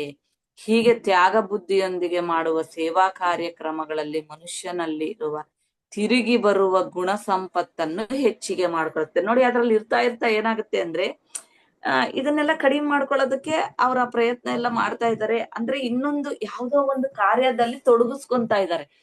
ಸ್ವಾಮಿ ಕಾರ್ಯ ಸ್ವಕಾರ್ಯ, ಮೊದಲ ಸ್ವಾಮಿ ಕಾರ್ಯ ಪರೋಪಕಾರಂ ಇದಂ ಶರೀರಂ ಅನ್ಕೊಂತ ಇನ್ನೊಬ್ರಿಗೆ ಸಹಾಯ ಮಾಡ್ತಾ ತಮಗ್ ತಾವು ಮಾಡ್ಕೊಂತ ಮಧ್ಯದಲ್ಲಿ ಎಲ್ಲೋ ಒಂದ್ ಕಡೆ ಮತ್ತೆ ಎದ್ದೇಳಿದಾಗ ಮತ್ತೆ ಸೆಲ್ಫ್ ಹೀಲಿಂಗ್ ಮಾಡ್ಕೋಬೇಕು ಅಷ್ಟೇ. ಅದ್ ಎಲ್ಲೋ ಮಧ್ಯದಲ್ಲಿ ಒಂದೇ ಬಾರಿ ಎದ್ದೇಳುತ್ತೆ ನೋಡ್ರಿ, ಬಿಡಬಾರದು, ಮತ್ತೆ ನೋಡ್ಕೋಬೇಕು. ಅದನ್ನ ಬಿಟ್ರೋ ಆಯ್ತು ಮತ್ತೆ ಚಾಲು. ಅದು ಮನಸ್ಸಿನ ಕೆಲ್ಸಪ್ಪ, ಅದು ಮನಸ್ಸಿನ ಕೆಲ್ಸ, ಅದು ಮಾಡ್ತಾ ಇತ್ತು. ಹಾಗೆಯೇ ಹೀಗೆ ತ್ಯಾಗ ಬುದ್ಧಿಯೊಂದಿಗೆ ಮಾಡುವ ಸೇವಾ ಕಾರ್ಯಕ್ರಮಗಳಲ್ಲಿ ಮನುಷ್ಯನಲ್ಲಿ ತಿರುಗಿ ಬರುವ ಗುಣ ಸಂಪತ್ತನ್ನು ಹೆಚ್ಚಿಗೆ ಮಾಡುತ್ತೆ. ತನ್ನ ಅಂತರಂಗದಲ್ಲಿರುವ ಇಂತಹ ಸಂಪತ್ತನ್ನು ಗುರುತಿಸುವ ವ್ಯಕ್ತಿ ಅವುಗಳನ್ನ ಇತರರಿಗೆ ಹಂಚುವುದಕ್ಕೆ ಕೈಗೊಳ್ತಾನೆ ಮತ್ತು ಇತರರ ಆನಂದಕ್ಕೋಸ್ಕರ ಆತನು ಎಷ್ಟೋ ಕೃಷಿ ಮಾಡ್ತಾನೆ. ಆ ಆನಂದ ನೋಡಿ ಈತ ಆನಂದ ಪಡೋದು, ಹೌದಲ್ಲ. ಈಗ ಅವ್ರು ಬಾಧೆ ಪಟ್ಟಿದ್ ನೋಡಿ ನೆನಸ್ತಾ ಈತ ಬಾಧೆ ಪಟ್ನ ಇಲ್ಲ, ನೀವ್ ಪಟ್ಕೊಂಡ್ರೆ ಇಲ್ಲ, ನಾವು ಪಟ್ಟಿದೀವ ಇಲ್ಲ. ಈಗ ಇತರರ ಆನಂದ ನೋಡಿ ಮತ್ತೆ ಸಹಿಸ್ಕೊಳ್ಳಾರ್ದಂಗ್ ಇರಬಾರ್ದು, ಅದನ್ನ ಸಹಿಸ್ಕೋಬೇಕು. ಈಗ ಇತರರ ಆನಂದ ನೋಡಿ ನಮ್ಮ ಆನಂದ ಅನ್ಕೊಂಡು ನಾವು ಖುಷಿ ಪಡಬೇಕು. ಆವಾಗ ಆ ಕೃಷಿ ಅನ್ನೋದು ಏನ್ ಮಾಡ್ತಾ ಇರ್ತೀವಿ, ಆ ಆನಂದ ಅನ್ನೋದು ಅವರು ಪಡ್ತಾ ಇದ್ದಾರೆ, ನಾವು ಪಡ್ತಾ ಇದ್ದೀವಿ. ಸೆಲ್ಫ್ ಹೀಲಿಂಗು ನಡೀತಾ ಇದೆ, ಅಲ್ಲಿ ಪರೋಪಕಾರಮಿದಂ ಶರೀರಂ ನಡೀತಾ ಇದೆ, ಎರಡೂನು ಒಂದ್ ಕಡೆ ನಡೀತಾ ಇದಾವೆ. ಇದನ್ನೇ ಪ್ರಾಯಶ್ಚಿತ್ತ ಮತ್ತು ಪರಿಹಾರ ಅಂತ ಕರಿತೀವಿ. ಪ್ರಾಯಶ್ಚಿತ್ತ ನಮಗ್ ನಾವೇ ಮಾಡ್ಕೊಳ್ತಕ್ಕಂಥದ್ದು, ನಮ್ಗಿದ್ ಗೊತ್ತಾದ್ಮೇಲೆ ಹೇಳೋದು. ನಾವು ಮಾಡ್ಕೊಂಡಿಲ್ಲ ಅಂದ್ರೆ ಪ್ರಕೃತಿ ಗಂಭೀರವಾಗಿ ಕೊಡೋದನ್ನ ಪರಿಹಾರ ಅಂತ ಕರೀತಾರೆ. ನಮಗ್ ನಾವೇ ಮಾಡ್ಕೋಬೇಕಿಲ್ಲ, ಅದು ಮಾಡಿಸುತ್ತೆ, ಅದು ಬಿಡಲ್ಲ, ಮಾಡಿಸುತ್ತೆ, ಅದು ಬಹಳ ದೊಡ್ಡ ಕಥೆ. ಆ ಪರಿಹಾರ ಅನ್ನೋದು ಬಂದಾಗ, ಪ್ರಕೃತಿ ಪರಿಹಾರ ಅಂತ ಬಂದ್ರೆ ಅದನ್ನ ತಡೆಯೋದಕ್ಕ ಅಷ್ಟು ಸುಲಭ ಅಲ್ಲ. ಪ್ರಾಯಶ್ಚಿತ್ತ ನಮಗ್ ನಾವ್ ಮಾಡೋದು. ಪಶ್ಚಾತ್ತಾಪ ಆದ್ಮೇಲೆ, ಈ ಪಶ್ಚಾತ್ತಾಪ ಪಟ್ಕೊಳ್ರಿ ಅಂದ್ರೆ ಅದನ್ನೇನ್ ಜಿಗ್ಗಿಸತಿ ಪಟ್ಕೊಳ್ಳೋದೇನ್ ಬೇಕಾಗಿಲ್ಲ. ಒಂದ್ಸತಿ ಪಟ್ಕೊಂಡ್ರು ಹೊರಗ್ ಬರ್ಬೋದು. ಕೆಲವ್ರು ಬುದ್ಧಿವಂತರು ಒಂದ್ಸತಿ ಪಟ್ಕೊಂಡು ಹೊರಗ್ ಬಂದ್ಬಿಡ್ತಾರೆ, ಆಯ್ತು ಬಿಡು ಮಾಡ್ಕೊಂಡಿದೀನಿ ಅಂತ ಹೇಳ್ಬಿಟ್ಟು. ಅವ್ರ ಬುದ್ಧಿವಂತರೇನೋ ಹೊರಗ್ ಬರ್ತಾರೆ. ಈ ದಡ್ಡರಾಗಿರೋರು ನೋಡಪ್ಪ ಇವ್ರಿಗೆ ಏನ್ ಪಶ್ಚಾತ್ತಾಪನೆ ಪಡೋದಿಲ್ಲ, ಇಷ್ಟೆಲ್ಲಾ ಮಾಡಿದ್ರು ಎಷ್ಟು ಆರಾಮಾಗಿದ. ಅವ್ರೊಳಗಡೆ ಅವ್ರು ಆರಾಮಿರ್ಲಿಕ್ಕೆ, ನಮ್ಮನ್ನ ಆರಾಮಿರ್ಸ್ಲಿಕ್ಕೆ ಏನೇನೆಲ್ಲ ಮಾಡ್ತಾ ಇದ್ದಾರೆ, ಹೌದಲ್ಲ. ಗಂಡ ಹೆಂಡತಿ ಇರ್ಬೋದು, ಮಕ್ಳಿರ್ಬೋದು, ತಂದೆ ತಾಯಿ ಇರ್ಬೋದು, ನೋಡ್ಕೊಳ್ರಿ ಆರಾಮಿರ್ಲಿಕ್ ಪಡ್ತಾ ಇದ್ದಾರೆ. ಆದ್ರೆ ಇಲ್ಲಿ ನಾವ್ ಕುತ್ಕೊಂಡು ಅವ್ರು ನೋಡೋದು ಕ್ಷಣಕ್ಕೆ ಎಷ್ಟು ಚೆನ್ನಾಗ್ ಆರಾಮಾಗಿದ್ದಾರೆ, ನಾವಿಲ್ಲ ಹಂಗೆ ಅನ್ಕೊಂತ ಮತ್ತೆ ನಮ್ಮೊಳಗ್ ನಾವು ಬಾಧೆ ಪಡ್ತಾರೆ. ಆ ಬಾಧೆಯಿಂದ ಹೊರಗೆ ಬರ್ಲಿಕ್ಕೇನೆ ಇವೆಲ್ಲ. ಪಶ್ಚಾತ್ತಾಪ ಪಟ್ಕೊಂತಾನೆ ಇರ್ಬೇಕಂತ ಏನಿಲ್ಲ. ಹೇಳೋದು ಸುಲಭ ನೋಡ್ರಿ ಮಾಸ್ಟರ್ಸ್, ಇದೆಲ್ಲ ಹೇಳೋದು ಸುಲಭ, ಮಾಡೋದು ಪ್ರಯತ್ನ ಮಾಡ್ಬೇಕು. ನಾವು ಪ್ರಯತ್ನ ಮಾಡ್ದಾಗ್ಲೇನೆ ಅದು ಫಲಿತಾಂಶವನ್ನ ನಾವು ಪಡ್ಕೊಂತೀವಿ. ಅವುಗಳನ್ನ ಇತರರಿಗೆ ಹಂಚುತ್ತೀವಲ್ವಾ, ಅದರಲ್ಲಿ ಎಷ್ಟು ಕೃಷಿ ಮಾಡ್ತಾರೆ. ಹಾಗಾಗಿ ಕಳೆದ ಗತದಲ್ಲಿ ತಾನು ಮಾಡಿರುವ ದ್ರೋಹಗಳಿಗೆ ತನಗೆ ತಾನೇ ನೊಂದ್ಕೊಳ್ಳೋದು ಅನ್ನೋದು ಸರಿ. ಕುಮಿಲಿಪೋಯ ಒಳಗೂ ಸರಿಯೇನ ಗುರುవులు, ಯಾರಾದ್ರೂ ಆತರ ನೊಂದ್ಕೊಂತಾ ಇದ್ರೆ ಅವರಿಗೆ ಸರಿಯಾದ ಗುರುಗಳು ಮತ್ತು ಸಮಾಜ ಸೇವೆ ಮಾಡ್ತಾ ಇದ್ರೆ ಬಾಧೆಗಳಲ್ಲಿ బాధల్లో ఉన్న వాళ్లకు, ಯಾರು ಬಾಧೆಗಳಲ್ಲಿ ಕಷ್ಟಗಳಲ್ಲಿ ಅನುಭವಿಸ್ತಾ ಇದ್ದಾರೋ ಅವರಿಗೋಸ್ಕರ ಕಷ್ಟಪಟ್ಟು ತಮ್ಮ ಮೂಲಕ ತಮ್ಮಲ್ಲಿರುವ ಪ್ರೀತಿಯನ್ನ ಮತ್ತು ದೈವತ್ವವನ್ನ ಹೆಚ್ಚಿಸಿಕೊಳ್ಳುವ ಹಾಗೆ ಶಿಕ್ಷಣಗಳನ್ನ ಕೊಡ್ತಾ ಇರ್ತಾರೆ. ಹಾಗಾಗಿ ತಿಳಿದೋ ತಿಳಿಯಲಾರ್ದಂಗೇನೋ ಗತದಲ್ಲಿ ನಾವು ಮಾಡಿರುವ ತಪ್ಪುಗಳೆಲ್ಲವೂ ಸಹ ತಪ್ಪುಗಳು ಮಾಡಿರಬಹುದು, ಇತರರಿಗೆ ದ್ರೋಹ ಕೊಟ್ಟಿರಬಹುದು. ಆದರೆ ಅವುಗಳನ್ನು ಈಗ ತಿಳಿದುಕೊಂಡು ಅಸೂಯೆ ಅನ್ನುವ ರೋಗದೊಂದಿಗೆ ಬೀಳಲಾರ್ದಂಗ ನಮ್ಮನ್ನ ನಾವೇ ರಕ್ಷಣೆ ಮಾಡ್ಕೋಬೇಕು. ಇದು ಸೆಲ್ಫ್ ಸಂರಕ್ಷಣೆ ಅಂತ ನಾವು ಕರಿತೀವಿ. ಹಾಗೆಯೇ ತಮ್ಮಲ್ಲಿರುವ ಅಸೂಯೆ ಅನ್ನುವ ರೋಗವನ್ನ ಒಂದು ಕಡೆ ಕ್ಷಮಿಸ್ಕೊಳ್ತಾ ಕ್ಷಮಾಗುಣ ಮಾಡ್ಕೊಂತಾ ಇದೀವಿ ಅಂತ ಅನ್ಕೊಂಡು, ಇನ್ನೊಂದು ಕಡೆ ಕಪಟತ್ವ, ದುರ್ಬುದ್ಧಿ ಮತ್ತು ಪುಕಾರುಗಳನ್ನ ಸೃಷ್ಟಿಸುವುದು, ಅಪವಾದಗಳನ್ನ ಹಾಕುವುದು, ನಿರಾಶೆ ನಿಸ್ಪೃಹತೆಗಳೊಂದಿಗೆ ತುಂಬಿರುವುದು, ನೋಡಿ ಇದು ಎಲ್ಲಿ ಒಳಗಡೆ ತುಂಬಿರುವುದು, ಮತ್ತು ಅಂತಹವುಗಳೊಂದಿಗೆ ಇತರರಿಗೆ హాని ಮಾಡದಂತೆ ఇతరులకి హాని చేసే వారి పట్ల అప్రమత్తంగా ఉండాలి. ನೋಡಿ ಈ ತರ ಒಳಗಡೆಯನ್ನು ತಮ್ಮನ್ ತಾವು ಕ್ಷಮಿಸ್ಕೊಂತಾ ಇದೀವಿ ಅಂತ ಅನ್ಕೊಂಡು, ಆದ್ರೆ ಇತರರಿಗೆ ಇವೆಲ್ಲ ಏನ್ ಮಾಡ್ತಾ ಇದಾರಲ್ಲ ಅಂತ ಅವ್ರ ಕಡೆಯಿಂದ ನೀವು ಜಾಗೃತರಾಗಿರ್ರಿ. ನೋಡಿ ಇಲ್ಲಿ ಎಲ್ಲವೂ ನಾವು ಜಾಗೃತರಾಗಿ ಇರ್ಬೇಕಂತ. ಈಗ ನಾವು ವಾಸಿ ಮಾಡ್ಕೊಂಡ್ಮೇಲೆ ಆ ಕಡೆಯಿಂದ ಹೆಂಗ್ ಬರ್ತಾ ಇದೆ ಅನ್ನೋದನ್ನು ತಿಳ್ಕೊಂಡು ಅಲ್ಲಿಂದನೂ ನಾವು ಹೊರಗಡೆ ಬರ್ಬೇಕು.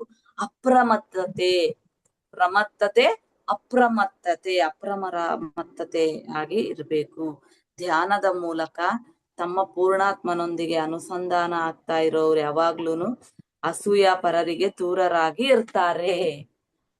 ನೋಡ್ರಿ ಫೈನಲ್ ಏನ್ ಕೊಟ್ಟಿದ್ದಾರೆ, ಧ್ಯಾನದ ಮೂಲಕ ತಮ್ಮ ಇಲ್ಲಿ ಧ್ಯಾನದಲ್ಲಿ ನಮ್ಮ ಒಳಗಡೆ, ನಮ್ಮ ಆತ್ಮದ ಒಳಗಡೆ ನಾವು ಪ್ರಯಾಣ ಮಾಡಿದಾಗ ಪೂರ್ಣಾತ್ಮ ಅಂದ್ರೆ ನಮ್ಮ ಪರಮಾತ್ಮ, ಆ ಪರಮಾತ್ಮನೊಂದಿಗೆ ಇಲ್ಲಿ ಮನಸ್ಸು ಮತ್ತೆ ಆತ್ಮ, ಮನಸ್ಸು ಪರಮಾತ್ಮ, ಮನಸ್ಸಿಗೆ ಅಲ್ವಾ ಇವೆಲ್ಲ ನಾವು ಕರಿತೀವಿ ಈ ಮನದೊಳಗಡೆ ಇದೆ ಅಂತ. ಆ ಮನಸ್ಸನ್ನ, ಆ ಚಿತ್ತವನ್ನ ಏಕಾಗ್ರ ಮಾಡ್ಬೇಕು. ಹೆಂಗೆ ಏಕಾಗ್ರ ಮಾಡ್ತೀವಿ? ಧ್ಯಾನದ ಮೂಲಕ ಶ್ವಾಸವನ್ನ ನಾವೇನ್ ಗಮನಿಸ್ತಾ ಇರ್ತೀವಲ್ವಾ, ಅವಾಗ ಆ ಆತ್ಮದೊಂದಿಗೆ, ಆ ಪರಮಾತ್ಮನೊಂದಿಗೆ ನಾವು ಏಕ ಆಗಿರ್ತೀವಿ. ಇಲ್ಲಿ ಅರ್ಜುನ ಕೃಷ್ಣ ಇಬ್ರು ಒಂದೇ. ಕೃಷ್ಣ ಅರ್ಜುನನಿಗೆ ಏನ್ ಬೋಧೆ ಮಾಡ್ತಾ ಇರ್ತಾನೆ, ಆತ್ಮ ಮನಸ್ಸಿಗೆ ಏನ್ ಬೋಧೆ ಮಾಡ್ತಾ ಇರುತ್ತೆ. ಗುರು ಶಿಷ್ಯ ನೋಡಿ, ಅರಿವೇ ಗುರು ಮನವೇ ಶಿಷ್ಯ. ಇಲ್ಲಿ ಅರಿವೇ ಗುರು ಮನವೇ ಭಕ್ತ, ಹೌದಲ್ವಾ? ಇಲ್ಲಿ ಭಕ್ತ ಯಾರು?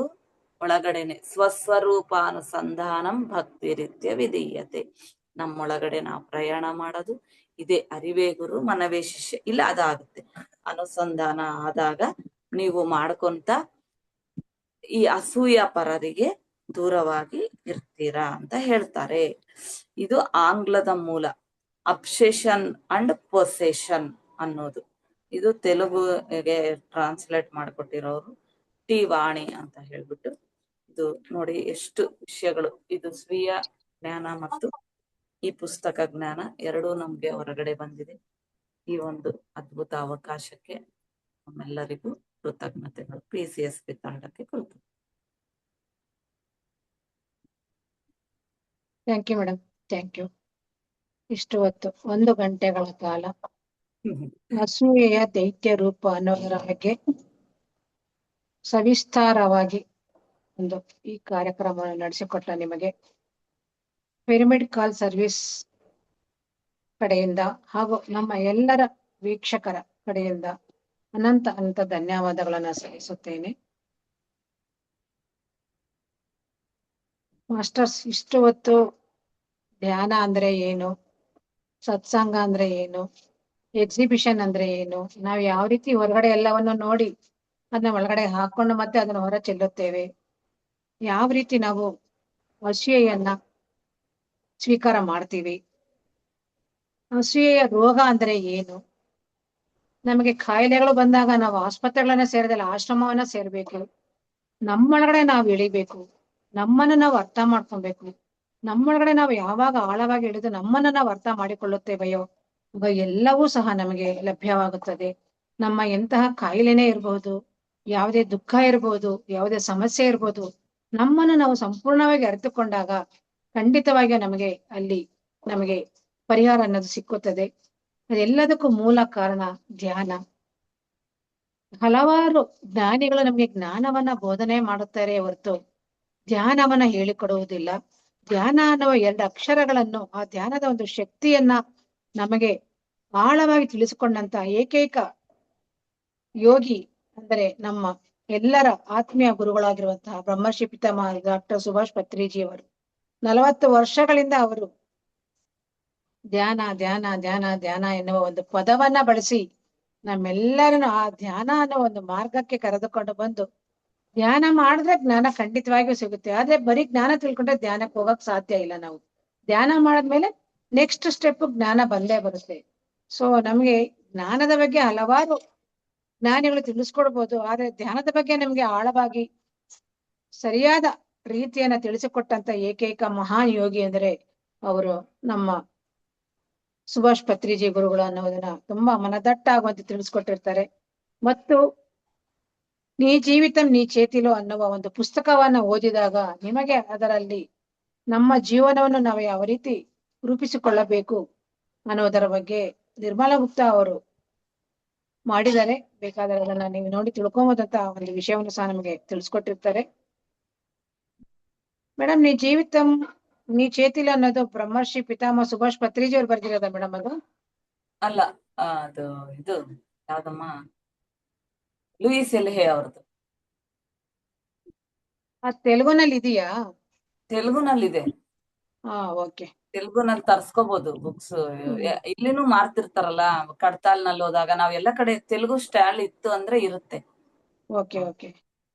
ಮತ್ತೆ ನೀವು ಇನ್ನೊಂದು ವಿಷಯ ಹೇಳಿದ್ರಿ, ಯಾರಿಗಾದ್ರೂ ನೋವಾದಾಗ, ಯಾರಾದ್ರೂ ತೊಂದರೆಲಿದ್ದಾಗ ನಾವು ಅಯ್ಯೋ ಅನ್ನಬಾರ್ದು.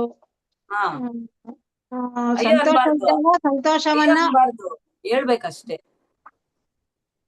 ಈಗ ನೀವ್ ಹೇಳ್ದಾಗೆ ನಾವ್ ಯಾರೋ ಒಂದು ತೊಂದ್ರೆಯಲ್ಲಿ ಇರ್ತಾರೆ ಅಥವಾ ಒಂದು ಅಪಘಾತ ಆಗಿರುತ್ತೆ, ಅಲ್ಲಿ ಒದ್ದಾಡ್ತಾ ಇರ್ತಾರೆ ಅವರು. ಆವಾಗ ನಾವು ಅಯ್ಯೋ ಪಾಪ ಈಗ ಆಯ್ತಲ್ಲ ಇವ್ರಿಗೆ ಅಂತ ಹೇಳ್ಬಿಟ್ಟು ನಾವು ಅಲ್ಲಿ ಆ ಒಂದು ಅಯ್ಯೋ ಅನ್ನೋದನ್ನ ನಾವು ವ್ಯಕ್ತಪಡಿಸ್ಬಾರ್ದು ಅಂತಂದ್ರೆ ಅಲ್ಲಿ ನಮ್ ಮನುಷ್ಯತ್ವ ಇಲ್ಲ ಅಂತ ಅನ್ಸುತ್ತಲ್ವಾ ಮೇಡಮ್ ಅಲ್ಲಿ? ಪಡ್ಸೋದೊಂದು ಬೇಕಿದ್ ನೀವು ನಾಟಕ ಮಾಡ್ಬೋದಿಲ್ಲ ಅನ್ನಂಗಿಲ್ಲ. ಆದ್ರೆ ಆ ಒಳಗಡೆ ನಮಗೆ ಅದು ಅನ್ನಿಸ್ತದ, ಯಾರಿಗಾದ್ರೂ ಅನ್ನಿಸ್ತದಮ್ಮ, ಅನ್ನಿಸ್ಲಾರ್ದಂಗೆ ಹೆಂಗಿರುತ್ತೆ? ಅಲ್ಲಿ ನಾವು ಏನ್ ಚರ್ಯೆ ಮಾಡ್ಬೇಕು ಅದು ಮಾಡ್ಬೇಕಾಗ್ತದ, ಮತ್ತೆ ಅನ್ನಿಸ್ಲಾರ್ದಂಗೆ ಇರ್ತದ. ಅದ್ರೊಳಗಡೆ ಹೋದ್ರೆ ಸಿಲುಕಂಬಿಡ್ತೀರಾ ಅಂತ ಹೇಳಿದ್ದಿಲ್ಲಿ. ಸಿಲುಕಂಬಿಡ್ತೀವಿ. ಹೇಳೋದ್ ಸುಲಭ, ಅದೇ ಹೇಳಿದ್ವಲ್ಲ, ಹೇಳೋದ್ ಸುಲಭ, ಮಾಡೋದ್ ಕಷ್ಟ. ಅಲ್ಲ, ಈಗ ಕುಟುಂಬದಲ್ಲೇ ಆಗ್ಲಿ ಏನೋ ಒಂದು ಬರುತ್ತೆ, ನೋವು ಒಂದು ಸಮಸ್ಯೆ ಗೊತ್ತಾಗ್ದಂಗಿರುತ್ತೆ. ಬಂದಾಗ ಅವ್ರ ಬಗ್ಗೆ ನಾವು ಒಂದು ಅಯ್ಯೋ ಅನ್ನೋದು, ಒಂದು ಸಹಾನುಭೂತಿ, ಕರುಣೆನ ತೋರಿಸ್ಲೇಬೇಕಲ್ವಾ? ಈಗ ಅವ್ ತೋರ್ಸ್ಲಿಲ್ಲ ಅಂದ್ರೆ ಹೆಂಗಾಗುತ್ತೆ? ಅಯ್ಯೋ ಅಂದ್ರೆ ಅಯ್ಯೋ ಪಾಪ ಅಂತ ನಾವ್ ಹತ್ಕಂತ ಕುಂತ್ರೆ ನಮ್ಮನ್ನ ಬಾಧಿಸುತ್ತೆ. ಅಲ್ಲಿ ನಾವ್ ಸಹಾಯ ಮಾಡ್ಬೇಕಂತ ಹೇಳ್ತಾ ಇರೋದು. ಇಲ್ಲ ಅಂದ್ರೆ ನಮ್ಮನ್ನ ಬಾಧಿಸಿ ನಾವು ರೋಗ ತಂದ್ಕೊಂತೀವಿ ನೋಡಿ. ಈಗ ನಮ್ಗೆ ಎಷ್ಟೋ ಜನಕ್ಕೆ ಮತ್ತೆ ಏನಾನ ಆಯ್ತು ಅಂದ್ರೆ, ಗಂಡನ್ಗೆ ಏನಾನ ಆಯ್ತು ಅಂದ್ರೆ ಹೆಂಡತಿಗೆ ಇಲ್ಲೇ ಹಾರ್ಟ್ ಅಟ್ಯಾಕ್ ಆಗ್ಬಿಡುತ್ತೆ. ಹೆಂಡತಿಗೆ ಏನಾನ ಆಯ್ತು ಅಂದ್ರೆ ಮತ್ ಈಗ ಅಯ್ಯೋ ಅನ್ನಕ್ಕೂ ನಿಂಗ್ ಪುರ್ಸೊತ್ತಿರೋದಿಲ್ಲ, ಆಲ್ರೆಡಿ ಆಗೋಗ್ಬಿಟ್ಟಿರ್ತದ. ಹೌದಿಲ್ಲ? ಮಕ್ಳಿಗೆ ಏನಾನ ಆಯ್ತು ಅಂದ್ರೆ ಎಷ್ಟು ನಾವ್ ಕ್ಲಾಸ್ ಹೇಳೋದು ಬಹಳ ಸುಲಭ ಪದ್ಮಕ್ಕ, ಹೇಳೋದ್ ಸುಲಭ. ಮಕ್ಕಳು ಒಂದು ಕ್ಷಣ ಹೊರಗಡೆ ಹೋದವ್ರು ಬರ್ಲಿಲ್ಲ ಅಂದ್ರೆ ಅದನ್ನ ತಟ್ಕೊಳ್ಳೋದು ಎಲ್ಲಿವರೆಗೂ ನಮ್ಮನ್ ಕರ್ಕೊಂಡ್ ಹೋಗುತ್ತೆ. ಅದ್ ಯಾಕೆ ಕರ್ಕೊಂಡ್ ಹೋಗುತ್ತೆ? ನಮ್ಗ್ ಗೊತ್ತಲ್ವಾ ಅಲ್ಲಿ ಏನ್ ಆಗಲ್ಲ ಅಂತ ಹೇಳಿ. ಆದ್ರೂ ಯಾಕೆ ಅದೇ ಕಂಟ್ರೋಲಿಂಗ್ ಒಳಗಡೆ ಇರೋದು. ಆದ್ಮೇಲೆ ಸಹಾಯ ಮಾಡ್ಲಾರ್ದಂಗಿದ್ರೆ ಹೆಂಗಾಗ್ತದ? ಅವೆಲ್ಲ ಮಾಡ್ಲೇಬೇಕದು. ಕುಟುಂಬ ಧರ್ಮ ಅವೆಲ್ಲ ಮಾಡ್ತಿರ್ತೀವಿ ಅಲ್ಲ. ಈಗ ಹೇಳಿ ಭಿಕ್ಷುಕರಿಗೆ ಬಾಧೆಗಳ ಬಗ್ಗೆ ಹೇಳಿದ್ದು. ಸೆಲ್ಫ್ ಆಗಿ ನಾವು ಜಾಸ್ತಿ ಬಾಧೆ ಪಟ್ಕೊಂತ ಇದ್ರೆ ಹೊರಗ್ ಬರೋದು ಕಷ್ಟ ಆಗ್ತದ. ಅದನ್ನ ತಿಳ್ಕೊಂಡು ಹೊರಗ್ ಬರ್ರಿ. ನೆನ್ಸಿ ಅಳ್ತಾ ಇದ್ರೆ ಬ್ಲಾಕೇಜಸ್ ಆಗ್ತಾವಲ್ಲ. ಅದಕ್ಕೆ ಅಲ್ಲ ಈ ಶಿಕ್ಷಣ ಇವೆಲ್ಲ ಓದ್ತದಂದ್ರೆ ಇದಕ್ಕೆ. ಸಮಸ್ಯೆ ಬಂದಿದೆ, ನೀನ್ ಹೆಂಗ್ ಎದುರಿಸ್ತೀಯ? ಆತ್ಮ ಪಡ್ಕೊಂಡ್ ಬಂದಿದೆ ಇಲ್ಲಿಗೆ, ನೀನ್ ಹೆಂಗ್ ಎದುರಿಸ್ತಿದಿ? ಇದೆಲ್ಲ ಹೊರಗ ಬಾ ಅಂತ ಹೇಳ್ತಾ ಇದೆ ಅದು. ಏನು ನಾವ್ ಒಳಗ್ ಮಾಡೋದಕ್ಕೆ ಹಾಕೊಂಡ್ ನಾವ್ ಎಲ್ಲ ಹೊರಗಡೆ ಹಾಕ್ಬೇಕು. ಹೊರಗ್ ಬರ್ಬೇಕು, ಅಥವಾ ಮೆಟ್ಟಿ ನಿಲ್ಬೇಕು. ಅಷ್ಟು ಸುಲಭ ಅಲ್ಲಲ್ಲ. ಆದ್ರೆ ಮಾಡ್ಕೋಬೇಕು. ಸಾಧಾರಣ ಇರೋರೆಲ್ಲ ನಮ್ ಕಣ್ ಮುಂದೆ ಇದಾರೆ. ಎಲ್ಲ ಗುರುಗಳು ಅವ್ರೆ. ಎಲ್ಲ ಗುರುಗಳೆಲ್ಲ ಅವ್ರ ಒಳಗಡೆ ಅವ್ರು ಮಾಡ್ಕೊಂತ ಇದ್ದಾರೆ. ಹೊರಗೆ ಏನಿದ್ರು ಸಹಾಯ, ನಮ್ಮ ಮಾರ್ಗದರ್ಶನ ಮಾಡ್ಬೋದು, ಹೇಳ್ಬೋದು. ಮಾಡಕ್ ಎಷ್ಟು ಕಷ್ಟ, ತಮಾಷೆ ಅಲ್ಲ ಹೇಳೋದು ಮಾಡೋದು. ಭಿಕ್ಷುಕರಿಗೆ ನಾವು ಭಿಕ್ಷೆನ ಅಯ್ಯೋ ಪಾಪ ಅಂದ್ಬಿಟ್ಟು ಭಿಕ್ಷೆ ಹಾಕಬಹುದ ಹಾಕಬಾರ್ದ ಹಾಗಿದ್ರೆ? ಅದು ನಿನಗೆ ಬಿಟ್ಟಿತ್ತು. ಇದು ಇವೆಲ್ಲ ಕೆಲವರು ಯಾರಿಗೂ ಹೇಳೋದಿಲ್ಲ. ಅವ್ರ ಕರ್ಮ ಅವ್ರ ಅನುಭವಿಸ್ಬೇಕು, ಅವ್ರ ಕರ್ಮ ಸಟ್ಟಿ ಮಾಡ್ದಂಗ ಆಗತ್ತೆ ಅಂತ ಹೇಳ್ತಾರೆ. ಕೆಲವ್ರು ಇಲ್ಲ ಹೆಂಗ ಅನ್ಸಿದ್ರೆ ಹಂಗ ನೋಡಮ್ಮ. ನಿನ್ಗ ಅನ್ನಿಸ್ತಾ ಕೊಡ್ಬೇಡ, ನಿನಗ ಅನ್ನಿಸ್ಲಿಲ್ಲ ಕೊಡು. ಅದು ಇದು ಸೆಲ್ಫ್ ಬಿಟ್ಟಿರೋದು. ಜ್ಞಾನ ಎಲ್ಲ ಕಡೆ ಇದೆ. ಇದು ಸೆಲ್ಫ್ ಜ್ಞಾನ. ನೀನ್ ಹೆಂಗ ತಗಂತು ಆ ತರ ಒಂದ್ ಎಕ್ಸ್ಪೆರಿಮೆಂಟ್ ಮಾಡು, ಈ ತರ ಒಂದ್ ಎಕ್ಸ್ಪೆರಿಮೆಂಟ್ ಮಾಡು. ನಿನ್ನೊಳಗ್ ನಿನ್ಗೆ ಹೆಂಗ ಅನ್ಸುತ್ತದ ನೀನೇ ನೋಡು. Okay madam, thank you madam, thank you. ತುಂಬಾ ಅದ್ಭುತವಾಗಿ ತಿಳಿಸ್ಕೊಟ್ಟಿದ್ದೀರಾ, ಥ್ಯಾಂಕ್ ಯು. ಮತ್ತೆ ಮಾಸ್ಟರ್ಸ್, ಒಂದು ಪ್ರಕಟಣೆ ಇದೆ. ಆಗಸ್ಟ್ 15ರಿಂದ 4ನೇ ಮಂಡಲ ಧ್ಯಾನ ಪ್ರಾರಂಭವಾಗುತ್ತದೆ. ಈ ಒಂದು ಮಂಡಲ ಧ್ಯಾನಕ್ಕೆ ಇಚ್ಛೆ ಪಡುವವರು ಈ ಒಂದು 41 ದಿನಗಳ ಮಂಡಲ ಧ್ಯಾನದಲ್ಲಿ ಭಾಗವಹಿಸಿ ಜ್ಞಾನ ಮತ್ತು ಧ್ಯಾನದ ಒಂದು ಅನುಭವನ ಪಡ್ಕೋಬೇಕು, ಅದರ ಒಂದು ಮಾರ್ಗವನ್ನ ತಿಳ್ಕೊಬೇಕು ಅಂತ ನಾನು ಈ ಮೂಲಕ ತಮ್ಮಲ್ಲಿ ವಿನಂತಿಸುತ್ತೇನೆ. ನಾಳೆ ಆಗಸ್ಟ್ 15ರಿಂದ ಸೆಪ್ಟೆಂಬರ್ 24ರವರೆಗೆ ಈ 4ನೇ ಮಂಡಲ ಧ್ಯಾನ ನಡೆಯುತ್ತದೆ. ಇಚ್ಛೆ ಇರುವವರು ದಯವಿಟ್ಟು ಭಾಗವಹಿಸಿ ಬೇರೆಯವರಿಗೂ ಇದನ್ನು ಹೇಳಿ ಈ ಒಂದು ಮಂಡಲ ಧ್ಯಾನದಲ್ಲಿ ಪಾಲ್ಗೊಳ್ಳಲು ಅವರಿಗೆ ಸ್ಫೂರ್ತಿಯನ್ನು ನೀಡಬೇಕು ಅಂತ ತಮ್ಮಲ್ಲಿ ವಿನಂತಿಸುತ್ತೇನೆ. Thank you masters, thank you, thank you masters. ಇಷ್ಟು ಹೊತ್ತು 1 ಗಂಟೆಗಳ ಕಾಲ ಹ್ಯಾಂಡ್ ರೈಸ್ ಜಗ್ಗಿ ಮಾಡ್ಯಾರ ಪದ್ಮಕ್ಕ. ಓಕೆ, ದೈತ್ಯ ರೂಪ ಅನ್ನೋದರ ಬಗ್ಗೆ ತಿಳಿಸ್ಕೊಟ್ಟಿದ್ದಾರೆ ಮೇಡಮ್. ಯಾರಾದ್ರೂ ಮಾತಾಡೋರು ದಯವಿಟ್ಟು ಅನ್ಮ್ಯೂಟ್ ಮಾಡ್ಕೊಂಡು ಮಾತಾಡಿ ಮೇಡಮ್. ಮಾಸ್ಟರ್ಸ್ ಮಾತಾಡಿ. ಹಲೋ ಮ್ಯಾಮ್, ನಮಸ್ಕಾರ. ನಮಸ್ತೆ ಅಮ್ಮ. ಅಸೂಯೆ ಅನ್ನೋದು ಎಷ್ಟು ಒಂದು ಕ್ಲಾಸ್ ಅಂದ್ರ ನಿಮ್ದು ಕೇಳ್ಬೇಕು ಅಂದ್ರೆ ಬಸವಣ್ಣರ ವಚನದ ಬಗ್ಗೆ ಹಿಂದೆಲ್ಲಾ ಕ್ಲಾಸ್ ಮಾಡಿದ್ರಿ. ಇದು ಕ್ಲಾಸ್ ಎಷ್ಟು ಅದ್ಭುತವಿತ್ತಂದ್ರ ನಮಗೆಲ್ಲಾ ಅರಿವು ಆಗ್ಬೇಕು. ಯಾಕ ನಾವ್ ಏನೋ ಕಂಡ್ಕೋಬೇಕಾದ್ರೂ ಧ್ಯಾನದ ಮುಖಾಂತರ ಕಳ್ಕೋಬೇಕು. ಯಾಕ ಅಸೂಯೆ ನಾವು ಯಾರನ್ನಾದ್ರೂ ಅಯ್ಯೋ ಅನ್ಬಾರ್ದು. ನಾವು ನನಗಂತೂ ಸಡನ್ಲಿ ಬರೋದ್ ಮ್ಯಾಮ್, ಯಾರಿಗಾರ ಏನಾರ ಆತಂದ್ರ ಅಯ್ಯೋ ಪಾಪ ಹಿಂಗಾತಲ್ಲ, ಅಯ್ಯೋ ಪಾಪ ಹಿಂಗಾತಲ್ಲ ಅಂತ ಹೋಗಿ ಅವ್ರಿಗೆ ಸಹಾಯ ಮಾಡ್ತಿದ್ದೆ. ಅಂದ್ರೆ ಫಸ್ಟ್ ಅಯ್ಯೋ ಅನ್ಬಾರ್ದು ಅನ್ನೋದು ನಮಗೆ ಅರ್ಥ ಇವತ್ತ ಮೂಡಿ ಬಂತು ಮ್ಯಾಮ್. ಯಾಕ ನಾವು ಆದ್ರ ಅವ್ರ ಹತ್ರ ಸಹಾಯ ಮಾಡಿ ಅವ್ರಿಗೆ ಏನಾತು ಏನಿಲ್ಲ ಅಂತ ವಿಚಾರ ಮಾಡ್ಬೋದು. ಆದ್ರೆ ಅಯ್ಯೋ ಅಂತ ಅನ್ಕೋಬಾರ್ದು. ಅಯ್ಯೋ ಅಂತ ಅನ್ಕೊಂಡ್ರೆ ಅದು ನಮ್ಗ ನಾವು ಇದು ಮಾಡ್ಕೊಂಡಂಗ ಅನ್ನೋದು ಕ್ಲಾಸ್ ಚೆನ್ನಾಗಿತ್ತು ಮ್ಯಾಮ್, ಅದ್ಭುತವಾಗಿತ್ತು. PS ಚಾನಲ್ಗೂ, ಅನಿತಾ ಮ್ಯಾಮ್ಗೂ, ನಿಮಗೂ ಕೋಟಿ ಕೋಟಿ ಮ್ಯಾಮ್, ನಿಮಗೂ ಕೋಟಿ ಕೋಟಿ ನಮಸ್ಕಾರಗಳು ma'am. Thank you ma'am, thank you. Thank you madam, thank you. Thank you ma'am, thank you. Nagaratna hand write ಮಾಡಿದೀರಾ, ಮಾತಾಡಿ.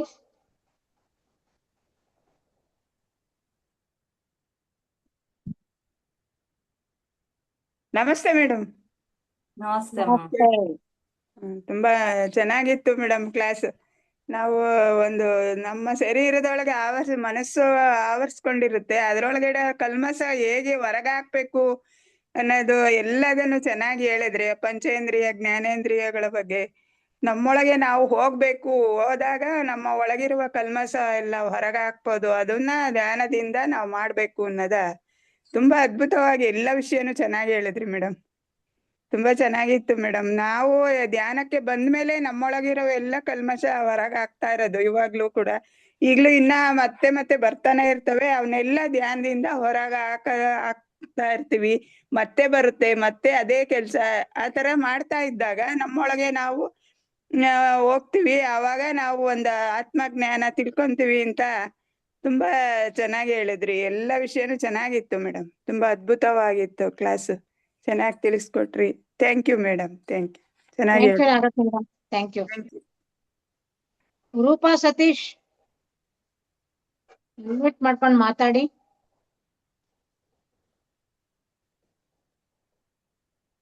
ನಮಸ್ತೆ ಮ್ಯಾಮ್. ನಮಸ್ತೆ ಅಮ್ಮ.